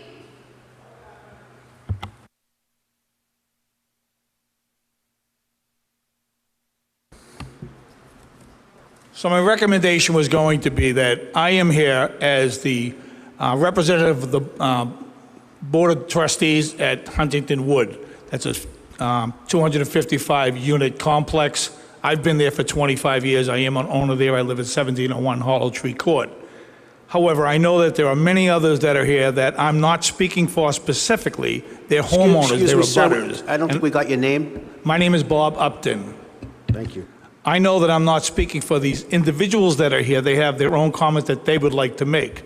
And I know that there are homeowners that are here that may know much more about this development than we do at Huntington Wood, because I can tell you that in the 25 years that I've been there, in the last 3 years that I've been actively involved in what's going on there, I've known nothing about this development. And I'm quite surprised to hear that so much was approved before, so much more is going on. I'm very interested in learning more about it. I'd like to make an invitation to the engineer and any other developers that would like to come to our complex and meet us at our clubhouse to talk to us more about what is planned for that area, what they'd like to let us know about it. We have some mitigation issues that we'd like to talk to them about. I have some bullet points that I'd like to state. I don't want to get into what the individual homeowners want to talk about, so I won't take too much more of that time. But I do make that invitation available to any of the developers, the attorney, the engineer, to come and speak with us at our clubhouse to give us a little bit more education. Can I stop for a second? So that's that's an excellent point. And before you go on, through Attorney Kelty or through the other representatives, when Mr. Upton is done speaking, could you arrange that? Is that an arrangeable situation for Huntington Woods? Okay, so when you're done, just go over there. I appreciate that. If I could, I know that our chair, our president of our association has sent a letter. I also would like to support what she put in writing, but I'd like to state that out loud if I could. We are, as an association of a trust, the condominium trust, we are opposing this project as we know about it at this moment. The negative impact on Huntington Wood property varies based on the overcrowding, the environmental impact of all of that, the noise, the privacy, the loss of privacy of the subject property and the adjacent property. The fact that this development materially and substantially violates our zoning laws, which, Madam Chair, I know you spoke very strongly today about why we have zoning laws and the need not to violate them and appear before the different boards and organizations of the city for approval to seek variances from them. But we are against that because of the zoning laws. We also object to the fact that less than 50% of the space available for frontage, as that will cause traffic jams on Newbury Street. Now that I brought up Newbury Street, this project was brought up this evening as 0 Newbury Street. I'm sure that's not going to be the official address. And I think it's important for us to identify what the actual address will be for public safety officials. I think it's critical that that is identified, because there may be other abutters that are going to be concerned about it when they realize what the number of that unit is actually going to be. The condominium trust owners on Woodbridge Street, for the loss of their privacy, will be very much impacted, and they are here tonight, and I know they want to speak to that.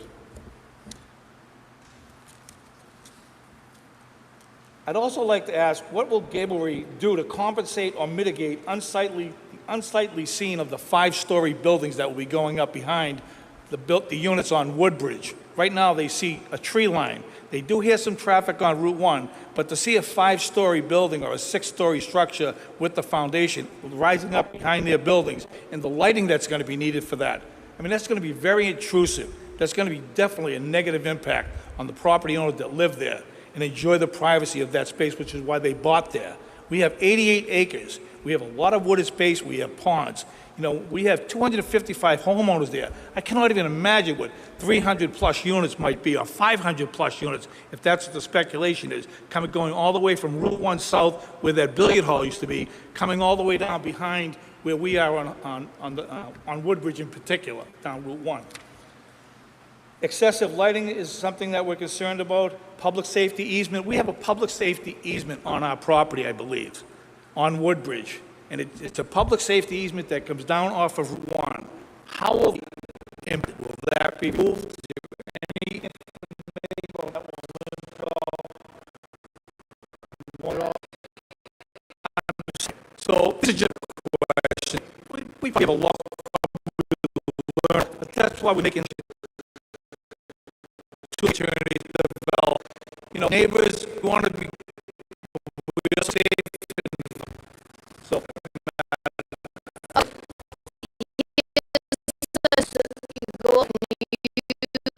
date that you can and everybody else can, and then when you got next month, tell us concerns. I appreciate that. You know, this for the corner we have a number of people in our house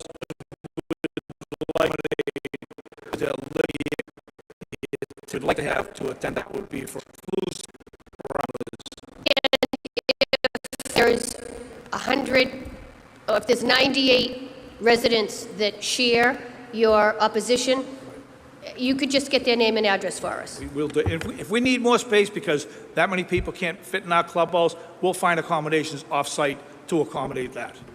Thank you very much. Very much. Anybody else? Okay. Right, okay. Ryan?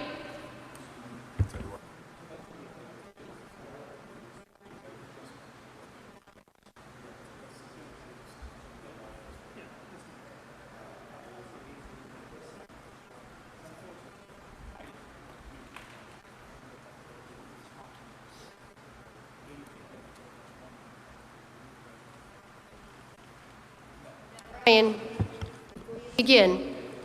You've been to a multitude of meetings.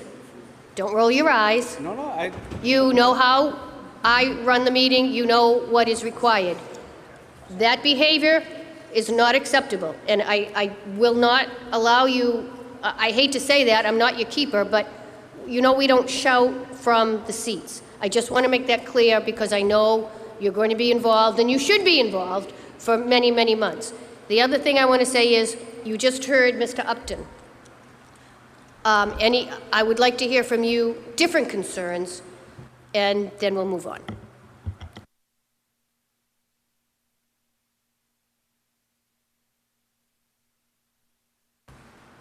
Ryan Cox, 11 Hammock Road. I do apologize. I was leaving and was going to come back next month. Now, one of my concerns, which I obviously have many, and I've brought up several times, is the density of that area. There's already 180 units approved. I asked many questions about the other parcels because there's 4 more, and 1 month later, there's another 146 units in front of you guys. There's still 2 other parcels. You could be looking at close to 500 units if those become more housing. That is my concern. Also, the developer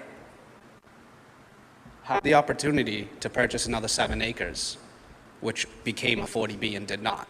They could have came in front of the zoning board with close to 12 acres and proposed this, and they didn't. They didn't buy the 7 acres that became a 40B, and they're proposing only to buy close to a little over 4.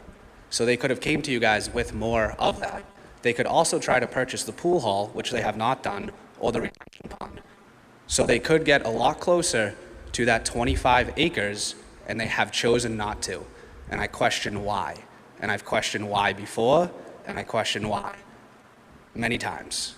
I'm sorry that I'm very frustrated. I've been coming here for 2 years, close to 2 years, and I knew all this was going to happen. and it's going to be a domino effect. And I directly am affected, and it's Ryan, frustrating. you're right. You did make reference to that. And, you know, you have to realize, the board members realize it all the time, you're knowledgeable, you ask great questions, and, you know, I afford you a lot of time. And you know what, and I'm happy to do that, because you do have great questions. And I'm wondering if you are able to take part with the Huntington Wood people, or you just want to keep your information by yourself? I already met with one of the developers the other day, and Well, the other thing that we're going to do before this ends tonight is make a plan to have a site visit, because I tried to get to see part of it, and I couldn't get too close. do you mind if I ask one question? Yeah, go ahead. Okay, sorry. The gentleman in the pink shirt, who does he work for? Salvo, who do you work for? Are you part of the development team? No, I'm on the contract from United, who's the developer of this particular parcel. Okay. What? With the site civil engineers. Oh, okay, civil engineer. For just this parcel? Just that parcel. Okay, because I do find that interesting, because you said that you were in development of the road for the 40B prior. So my thing is, there was other things in place once this 40B got approved. So that's just something I'd like to point out, that the gentleman did say that he was involved in designing the road for the 40B, but he's involved in this development. Thank you. Thank you, Ryan. Can I comment? Yep. Through the chair, Ryan, thank you for your comments, although you've been here plenty of times. Don't set the example where we can get screamed at from the gallery. We're all volunteers, thanks. But based on your comment, I will say that it's not lost on me that members of Lotus said the same thing about campus size and available acreage. So, you really can't hear me? Jeez, I didn't know I had to get this close. Here it is. So it's not lost on me that Ryan's comment also mirrors what members of Lotus said about campus size and the availability of other acreage to probably even avoid the problem of overdeveloping the area. So that's something I think we're going to take a really keen eye to. And to that point, one of the requirements is 15 acre opposed to 4. So just all these, an additional 81 over that. So I think it's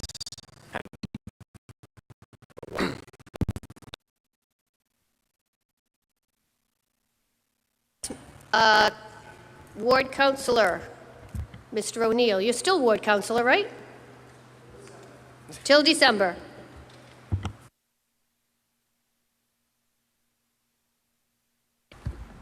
Good evening. I appreciate you allowing me the opportunity to speak. I cannot make next month's meeting, and just wanted to make a brief kind of overview of my concerns with this project. And you folks have brought up some of the same concerns many of us have right now, and certainly we're still learning more about this project, and we will as this goes on. But for the record, my name is Mark O'Neill, and I'm a member of the City Council and currently represent Ward 6. I live at 21 Antrim Road. I'm here to speak tonight just with my major concern with this application. The needed senior housing Peabody note. However, the genuine care is harsh in both city and mine. It looked into just tonight that we build this development on an acre 25. This one and its requirement by request variance. Maximize the return. I have it's not be built back to this neighborhood. Quite simply, they're fit I hope that the applicant will come back with a more workable plan for this neighborhood. If they choose the units a more workable count or simply deny this application. Thank you for allowing me to speak. You're welcome. And to add to Councillor O'Neill, I was going to save this comment till after our site visit, but I'm going to throw it out now.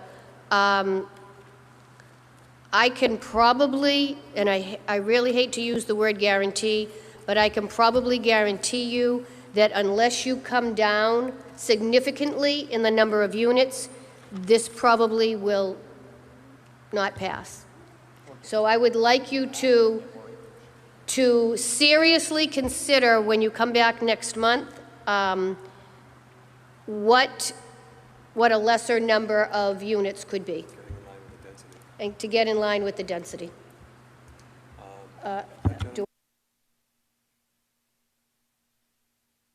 One more gentleman, would you like to speak, sir? Sure. That'll be it until next month. Please make sure you say something different.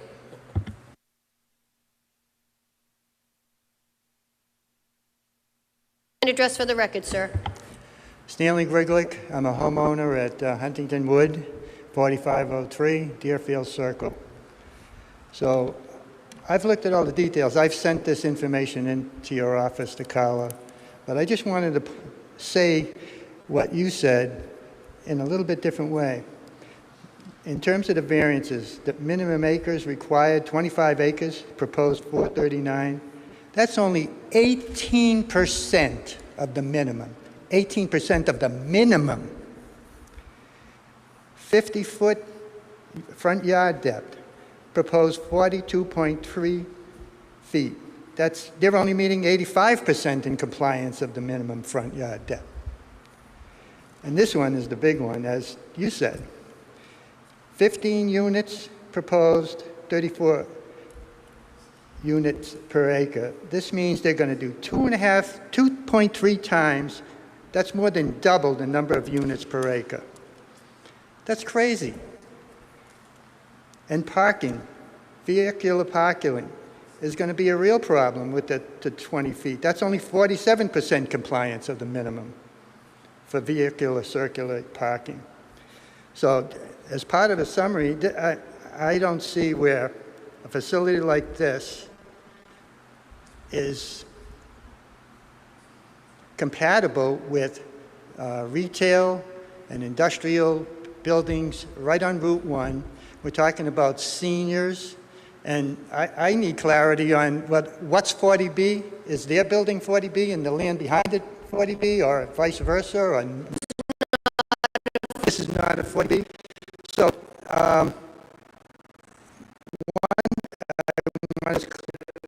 they're calling it a medical facilities. Accommodate people, staff, services, and so forth, and that's very important. As far as there's only one entrance in here, I'm concerned about how our city officials like the EMT would have to handle a unit of this size and density, and that's the biggest issue, is the density. They're shoehorning, like you said, a battleship into a tub. It's a safety issue for just that alone, and believe me, a facility like this is going to have frequent fire engines and fire department needs to go for activities. There's also an issue about snow and salting, all that is, including because, and I believe we might have some funds of any this our road. So I summarizes most of the things I'm concerned now. I just need more clarification, which I think we can get at the meeting that we would have at Huntington. I submit I would be opposed to this. And I have experience.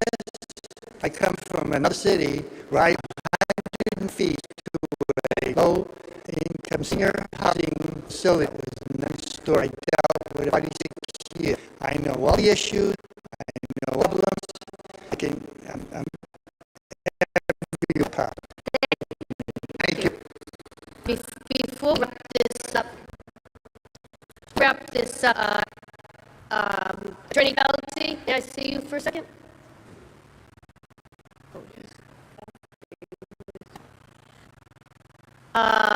So would you and your clients to the fire department. Make sure. Yeah. That and anticipation, Sure. if there are any. But there is, where you eventually do, if there's an approval involved, I got to site view from get-go. I would like, definitely about That's fire fine. and animation issues. And Councilor Gamache, did you want to speak this evening? And then that'll be it.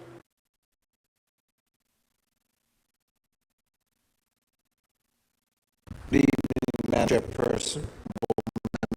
My name is Dave Gamache. I'm the Ward 5 Councilor. I reside at 252 Newbury Street in Peabody. And I'm here this evening to speak in favor of this proposal. And you can look at me all you want. I mean, it's my opinion. But I feel people from Wood, all your questions, good questions. All of your questions, I believe, because I have a little bit more knowledge than you people have, that most... Dave, I hate you, but you have to talk. Most of these questions will be answered in the meeting with the representatives and the from Huntington Woods. Definite need. I think the city of Peabody embraced this title. Done anything it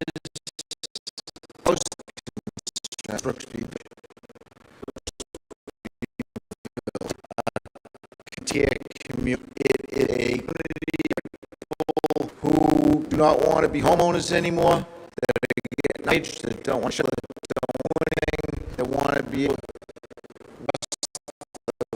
to the area inside and go in, exercise, or whatever they want to do. That's my opinion. And it was also brought up by the board members that there's an awful lot going on this site. Absolutely, 15 years. I'm sitting here that put up us ungodly conditions, and you all know it. It's been 15 years since something has taken place on this property. And nobody wants a 40B. I'll agree with you. That wasn't the best part of this thing. But we got stuck with it because we can't control 40Bs. We can limit it, but we can't control them. So my only contention is that all the questions that have been asked by the board and by the neighbors are viable questions, and those questions will be answered. As far as what the petitioner can actually do concerning numbers of units and things like that, that's something that I'm not privy to, so I can't answer. But as the ward councilor who represents the direct abutters that are in Ward 5, they also have the right to understand that they want their property, they look at a mound, they want the site cleaned up. So, you know, it's easy to come up and be in opposition to something. It's a little bit harder to come up to be in favor of something, and I truly believe that this is a good fit for this area. It's tucked in behind commercial properties. It's 250 feet from the nearest development in Huntington Woods. 250 feet with full-grown trees, and the gentleman said earlier tonight, you can't see. You can't see that property. And the storage unit that was approved is the same height. So it's got nothing to do with this issue as far as height is concerned, because they still can't see it. The storage unit they couldn't see. So, but these are the questions that I'm glad the board has allowed them to get together and talk it over and get their questions answered. And I think after everybody understands what this whole proposal is about, I think you guys would be better informed as to what your decision would be. Thank you. Thank you, Councilor Gamache. All right, so Attorney Kelty.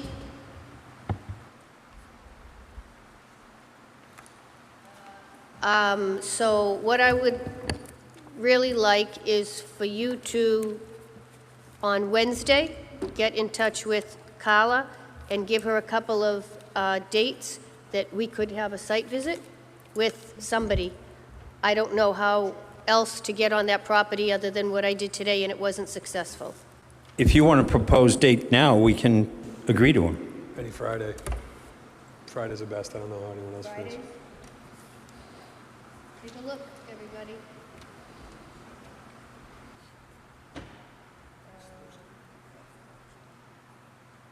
We're going to see next Thursday. We're going to be with the third. Do you want to do?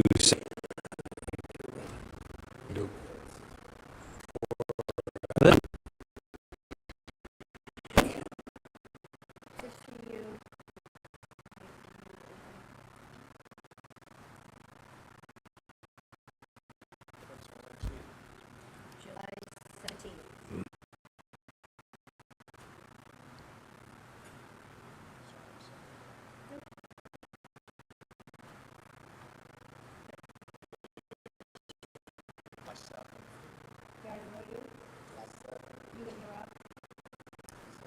Chris?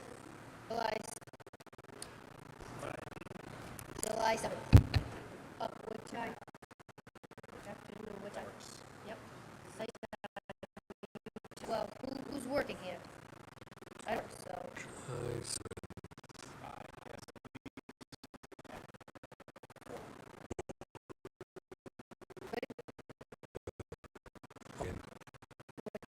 Five. Oh. Or two.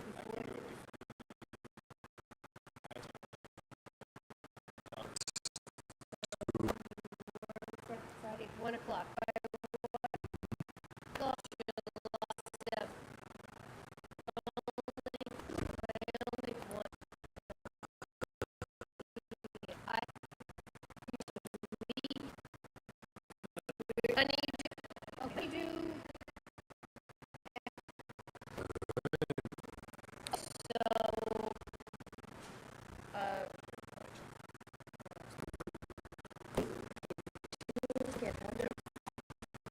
This will, we'll see. You haven't with the, whatever you.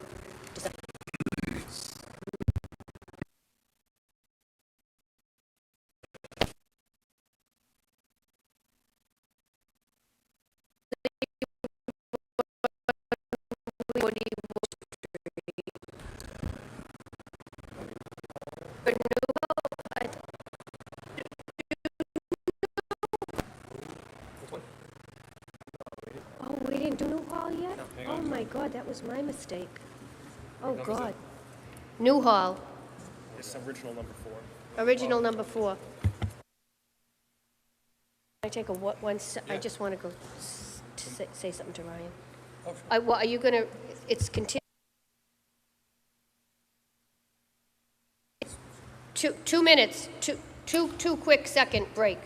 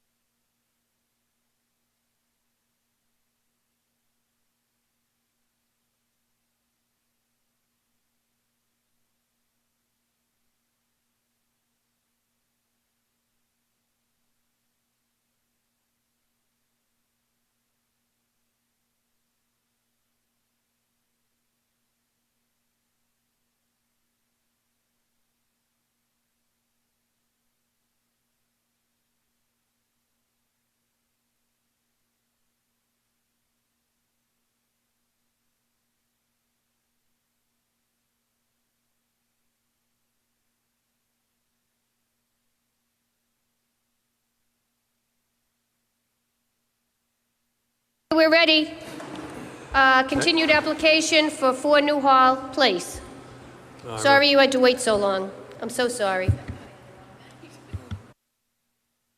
Hi, my name's Paula Scherzinger. I live at 4 New Hall Place, Peabody. Okay, so just as a little recap, we had a site visit of Thursday of last week. We all took a look.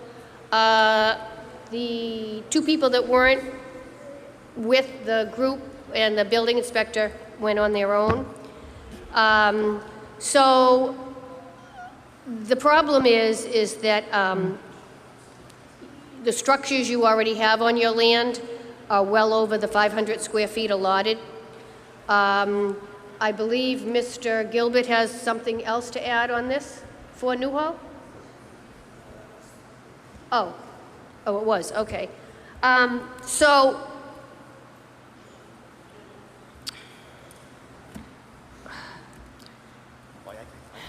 Yeah. So just, I can kind of speak to my experience when we did the site visit.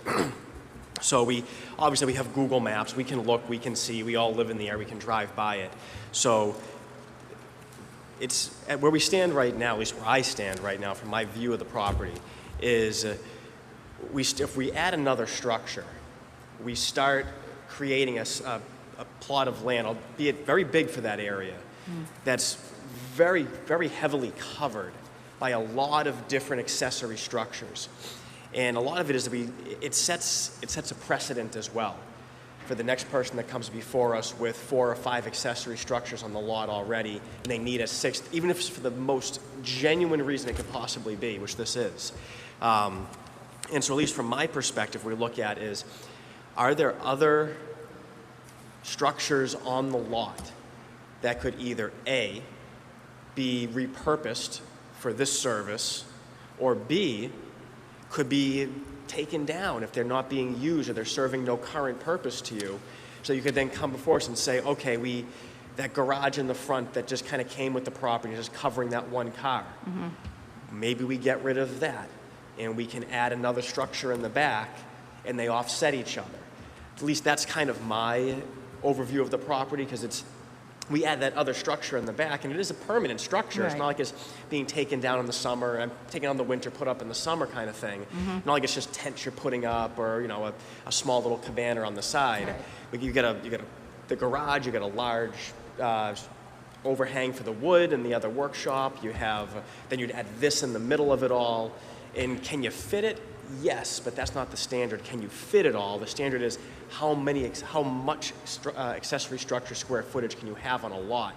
And this puts you way, way, way over. So if there's a way to pull from one to offset, so we can give you either this or an expansion off another by offsetting with some of these accessory structures, I think that might be very helpful. Basically what we're saying is that as it stands right now, you can't do it. So if we took the Thanks. about the carport out front, Well, they say we can't do it. if we take that down? They don't. No, that's what he just... Right, so- Wait. You can't tell me what to tear down. No, we can't. You're right. We can't tell you what to tear down, but we can. I've already spent like $2,000 for this. So what we're saying is we're not. Wait, just wait a minute. It's not an unequivocal no, is what we're saying here, is that if you put it to a vote and we say no, then it's a problem for you. You can't come back for 2 years unless it's a substantial change to the plan. What we're saying is that, like, we've said this is not new to you.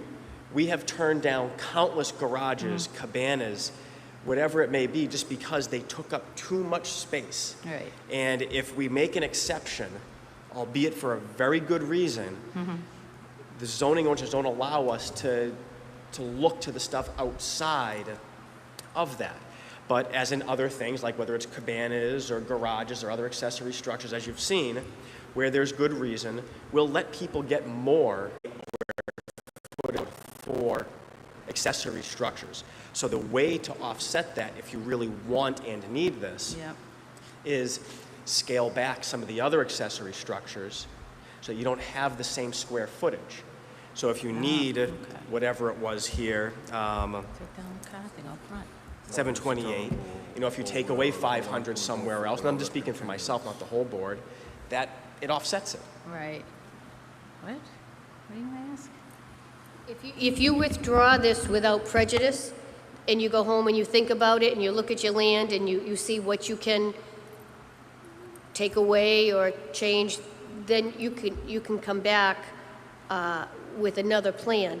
But if we vote tonight and you get denied, then it's 2 years before you can do anything.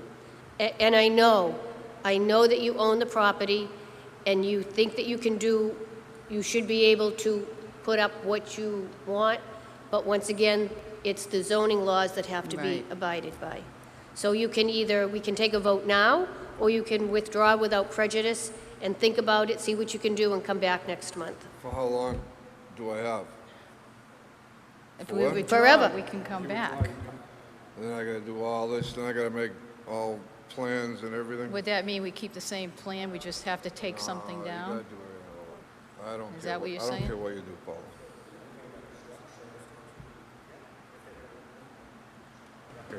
My understanding is that, yes, if they're going to remove another structure, they're not adding something to the plan. The addition to the plan would simply be to be raised or to be demolished or to be removed, and then the existing plan for that accessory structure would survive, and we could vote on it. I know, but my problem is I'm not gonna get a straight answer from anybody. You can't give me that answer, I understand that. If you remove something, we just told you. Here's the straight answer. She's saying if you Here's the straight answer. If you remove something, one of the structures on your property that you're not using, if you can remove something, then that decreases how many other structures you have, and then we can go forward. There's the straight answer. You either want to try to do that or not. And you can continue it if you want to continue this to the next meeting, and then say, and come back with another plan, not another plan, but come back to us and say, this is going to be removed. Now, that has to be on a certified plot plan to show us an adjustment to your current plan to show us that's actually going to be removed. But you don't have to withdraw and come back and re-advertise. You could just come back to us and say, okay, this is our adjustment on our land. We're taking away to offset what we want. That's different. You can continue and come back next month if you want to do that. You got to turn that on. Just once, yeah. The carport out front, if we decide to take it down, and we show a plot plan that it's down, then we'll be able to get the thing in the backyard? You don't have to show that it's down, but if you continue this and you then repurpose that and say, this is where you're going to put the structure you want now, that's how you'll be able to present that to the board. Oh. It would be nice if they take it down before they come. It would be nice if they took it down before they came. Now, which one's this, the garage? No, the out front. It's out front. Oh, It's out okay. the front. Well, We want the other. the white car is. Yeah, But we it could want, be anything.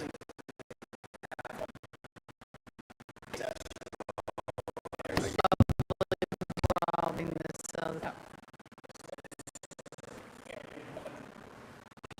200 square feet.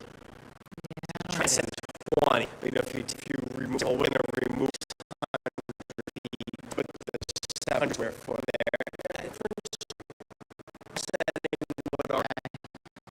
Right, so we'll be You want to do next month?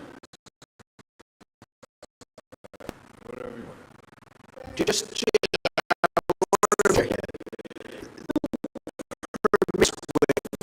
of all the staff, 500 square feet permitted, with a new proposed overhang, whatever the word is, you were looking at 1,900 square feet. Right.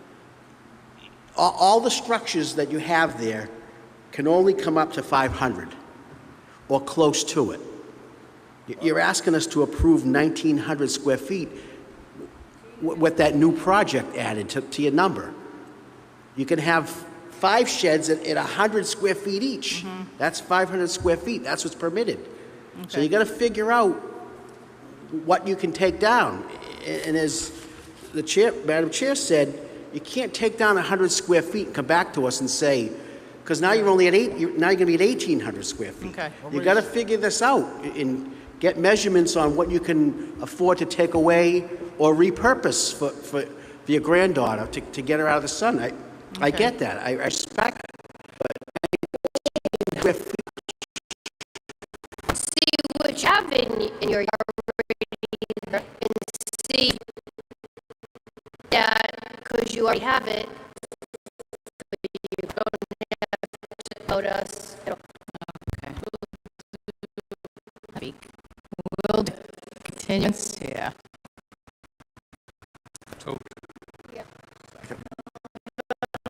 We'll see you July 17th, and hopefully you'll have some.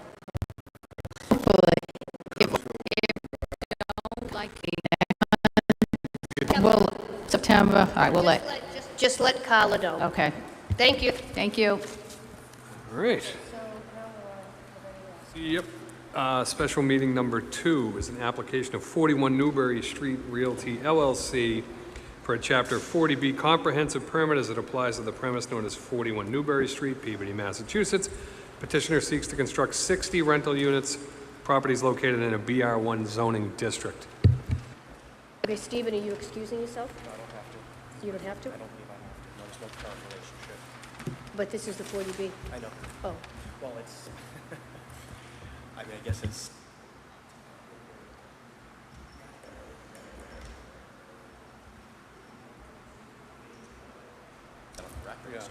I'm just going to let everybody know right now that, I'm going to say, attorney. so it's, yeah, so my tenure on the board is probably going to expire during the course of your presentation for this 40B. So just you guys need to be aware that I will probably only be here for the next 2 meetings, maybe a third, and I presume you're just going to go significantly beyond that. We're happy to do it in 3. Yeah. So just so you're aware, at some point I will not be sitting in on this anymore, just so it's not a surprise that I'm not here in 2024. Just so you know how you're going forward with it. So you're not leaving in September? I might be, still, we'll see. Okay, so tonight we are going to hear your abridged version of the presentation, and then we will set the schedule for the oncoming months. That sounds great. Madam Chair, members of the board, my name is Jonathan Silverstein. I'm counsel for the applicant in this matter, which is 41 Newbury Street Realty LLC. With me today are Ben Minix of Eaglebrook Engineering and Jacob Levine of SL House Group, as well as the applicant, Peter Alfie, who's the principal of the applicant. The project, as you heard, is a proposal for a 60-unit residential, actually mixed-use project. It would be 60 units on the 5 upper floors, a floor of retail, about 4,000 square feet of retail, in 2 commercial units, and podium parking underneath, as well as exterior parking. Total number of parking spaces are 104 units, 104 spaces. I don't know if the board has had a project like this. This isn't your average comprehensive permit application. It's what's called a friendly 40B. The technical term is a local initiative project, or a LIP. What that means is that we tried to do a lot of, and really Mr. Alfie did a lot of legwork up front before filing the application, negotiated directly with the mayor. The mayor signed a support letter to the Department of Housing and Community Development based upon the project, and therefore our project eligibility letter actually came from DHCD directly. I won't try to use their new initials, it's too new, and rather than from Mass Housing. So this might be a little bit different just procedurally from what the board has seen before, though I know you've seen a number of 40B projects over the past few years. So the lot itself is a little bit over an acre. It's cleared, it's level, it's next to Mr. Alfie's commercial plaza, which if you've been by it, you know is beautifully landscaped, and that would be the intent with this property as well. A lot has gone into the design. I'm presuming in future meetings, you probably don't want to hear or see too much right now, but in future meetings, Jacob will be able to walk you through the design, which includes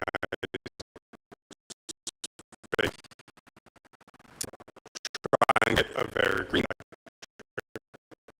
turns. I think we're looking at knee splits for the HVAC if possible. I'm sorry, and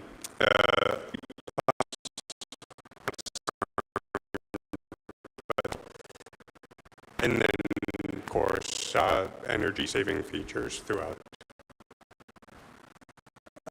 A unit would be 1 bedrooms, 34 2-bedroom, and then the required 10% or 6 units, 3-bedroom. Of those units, 10% could be requested to be local preference units from DHCD, which represents 70% of the 15 affordable. I'm going to turn it over now to Ben, who can walk you briefly through the plan and talk about the stormwater control. Yep.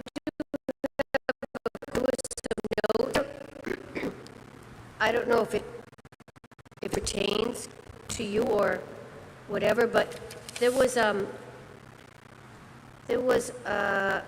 note that said you wanted to waive the filing administrative fees, which we don't do. We don't waive that. So we did pay those. We Okay. included a waiver list, as all 40Bs do.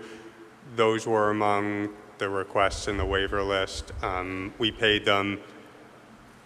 Obviously, the board will act on the waiver list at the end, and I have a good sense of what the action will be on that request. Okay, great. I don't have to worry about that. I didn't think you'd want to go through all the waivers right now, the time being what it is. Okay, Ben, you want to take? Hello, everyone. Again, Ben Minix with Eagle Brook Engineering at 491 Maple Street in Danvers. So I'll just give you a rundown of how the site is configured, and please cut me off if you have any specific questions as I go through. Hopefully you can see the site plan, but I do have a pointer here.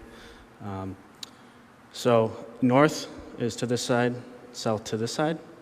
This is Route 1 or Newberry Street on the northbound side with two lanes of traffic going north, and then 2 lanes of traffic going south on the other side off the page. This is the property, the subject property right here. We have Little Elder Pond towards the south, which is primarily a drainage ditch as it collects stormwater from surrounding properties and Newberry Street.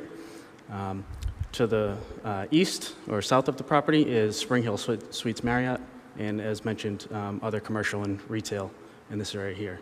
There is a common driveway with existing easements over this driveway for all these properties, so there's an easement agreement between all these properties already.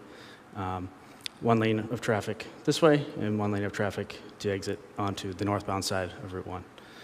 So the proposed building is in this section here. We're requesting relief on the setback for the front, the side, and the rear, as a portion of this building does come right up 12 feet off the right-of-way line. And this is a state road, so there is coordination required with Mass DOT. And we have done a lot of upfront work with the town departments. We've met with the planning board, engineering division, building department, water and sewer, to get a first look at this design. And we know it has to go to third-party review as well. So But there is a lot of work that's gone into to come up with this layout, multiple iterations, and we believe this is the best proposal. Generally, ground floor parking here. You drive this way here, and you access additional parking at the ground floor level on the first floor. And then you can also access, coming through the driveway, turning right here to a underground parking structure, which is approximately this area here. We also have to file a notice of intent application with the Conservation Commission and Mass DEP. That has not been filed to date, but that is going to be coming down the work. We are not extending into the undisturbed area here. So there's an existing stone riprap retaining wall back here. We're not going beyond the existing chain link fence, guardrail, and wall that's here. So it's all on the vacant lot that's already been disturbed. We did do stormwater analysis it's not shown in this plan, but to meet the stormwater requirements for the state. So that's all part of our proposal with the stormwater analysis report. Did I miss anything? Want to go over? Water, sewer. Sorry? Water and sewer. Yes, so water and sewer. I'm just going to switch pages here.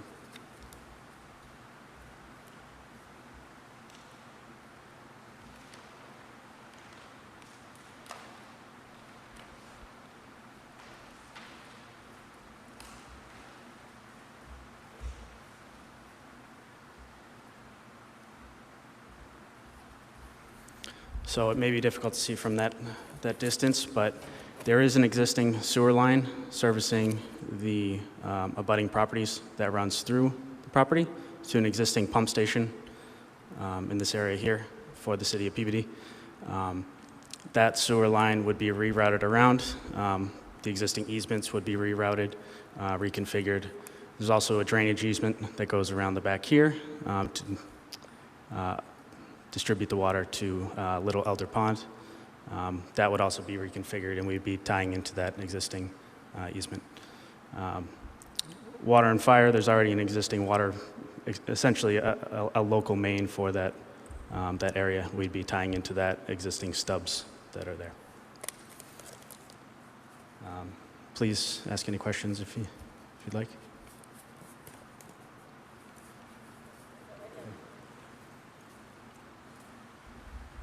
As Ben indicated, we did go to construction review already back in March, I believe. We got a lot of good comments and from department heads, and the plans that you have in front of you incorporate those changes.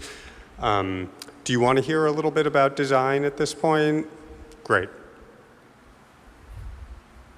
Good evening, everybody. Thank you very much. My name is Jacob Levine, 2 Carolyn Circle, Nahat, Massachusetts. I'm the owner of SL Haas Group, and I'm going to be the architect on this project. I've been working with Peter on many other projects. He's an excellent developer, an excellent builder, as shown by his property right next door. So this property is going to be of the same likeliness, just in terms of site conditions, building materials, sustainability. It's going to be of the highest grade. It's something a little different than everything else that's been built around that area on Route 1. It's the first building after the bridge across the way, and he doesn't really have any direct neighbors except Holiday Inn, or the Sheraton Inn, the hotel behind him. It's 195 feet by 75 feet in rectangular form, with the short side facing the street on Route 1, if you could picture that. Each unit would have its own balcony to get fresh air. The 1 bedrooms are about 750 square feet. The 2 bedrooms, there's 34 of them, are about 1,050 square feet. 6 3-beds at 1,350 square feet. Are you going to have balconies? Are there going to be balconies facing Route 1? No. Oh, good. So the balconies will be on the long sides of the plan. One facing his other building, and then the other facing essentially the woods and the pond. 2 main cores, and then a nice roof deck on the top floor, about 8,000 square feet. That'd be shared by all the occupants. And then 2 commercial spaces on the ground floor, 2,000 square feet each. Total footprint is about 14,000 square feet per floor, totaling about 87,000 square feet on 6 floors, 55 feet in height, probably looking at a metal panel, pre-insulated system with, by then probably the new mass R values, so super sustainable, super high efficient building. We look forward to sharing more with you in the near future. Any direct questions for me? Through the chair. Yeah, is this one of the only residential buildings in the area? I don't seem to recall that. They just finished, oh, excuse me. Go ahead. They just finished one right next door. Do you know the exact, I don't know if he's allowed to talk. Oh, the one behind Sonic? Yeah. Oh, yeah, okay, that's right. Thank you. You're welcome. And there's a big development behind them in the rear. They're building like crazy in that little area. Did you ask, is the same builder that built Sonic's building? Residential, it's in the area. That was like 50 units, right, Peter, right there? 58. So next month, presentation for next. I'm sorry? Did some say that you had a slide presentation? You have a slide presentation, yes. So you want to show that next month? Sure, that'd be great. Okay, and then next month, we'll have public officials speak at all. The boards, police, fire, any public people, which I don't think see in public people.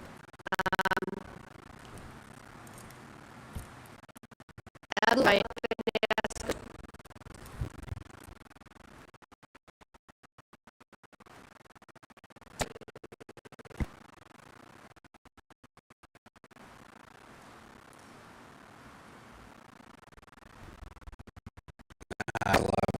Peabody. One of the things that I would like to ask the board to take into consideration, if this was to go through, that maybe you could ask for the percentage of affordable housing to be increased. And one of the reasons why I would ask that is that it would still make sense, I believe, for the developer, since there is a commercial, I think you said 4,000 square foot commercial retail space that he could rent out as well. And I think increasing the amount of affordable housing should be considered on this. Thank you. That's a good.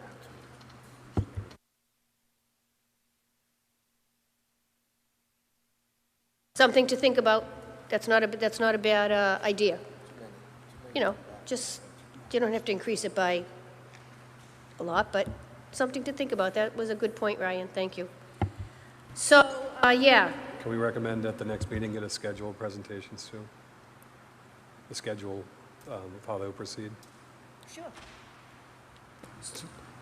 Do you, so at the next meeting too, if you want to give us a schedule of how you'd be prepared and what topics you want to proceed with in order? Sure. Sorry. So next month, what I have so far is our slide presentation, so you'll get to see more of the architecturals and design, as well as public officials. Do you think we can fit something in addition to that? Maybe traffic's really straightforward, if our traffic expert is available that night. So I'll confirm with Carla, and otherwise maybe we'll slide something else in. In terms of peer reviewers, is that something we can get underway now? Great. Absolutely. And it's Bob Langley you'll get in touch with also. I'm sorry? Bob Langley? Bob Langley? Yeah, you spoke with him. Okay. All right, so this was a great presentation. Any other comments, concerns? Anybody want to live there? All right, so we will continue this until July 17th. We'll see you July 17th. We won't put you last. I'm sorry. Actually, oh, you want to be last? well, I have to be at the Everett Zoning Board of Appeals meeting that night. I'll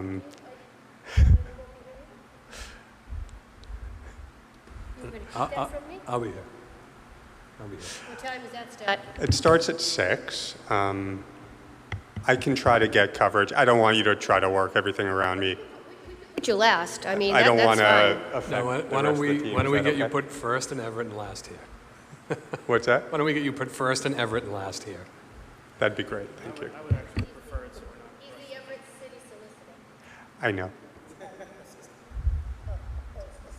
All right, it doesn't matter. Okay, fine, we'll see you July 17th. Thank you. We'll do the agenda the way it is, and thank you very much. Thank you very much. Have a nice night. And we need a motion to accept the May minutes.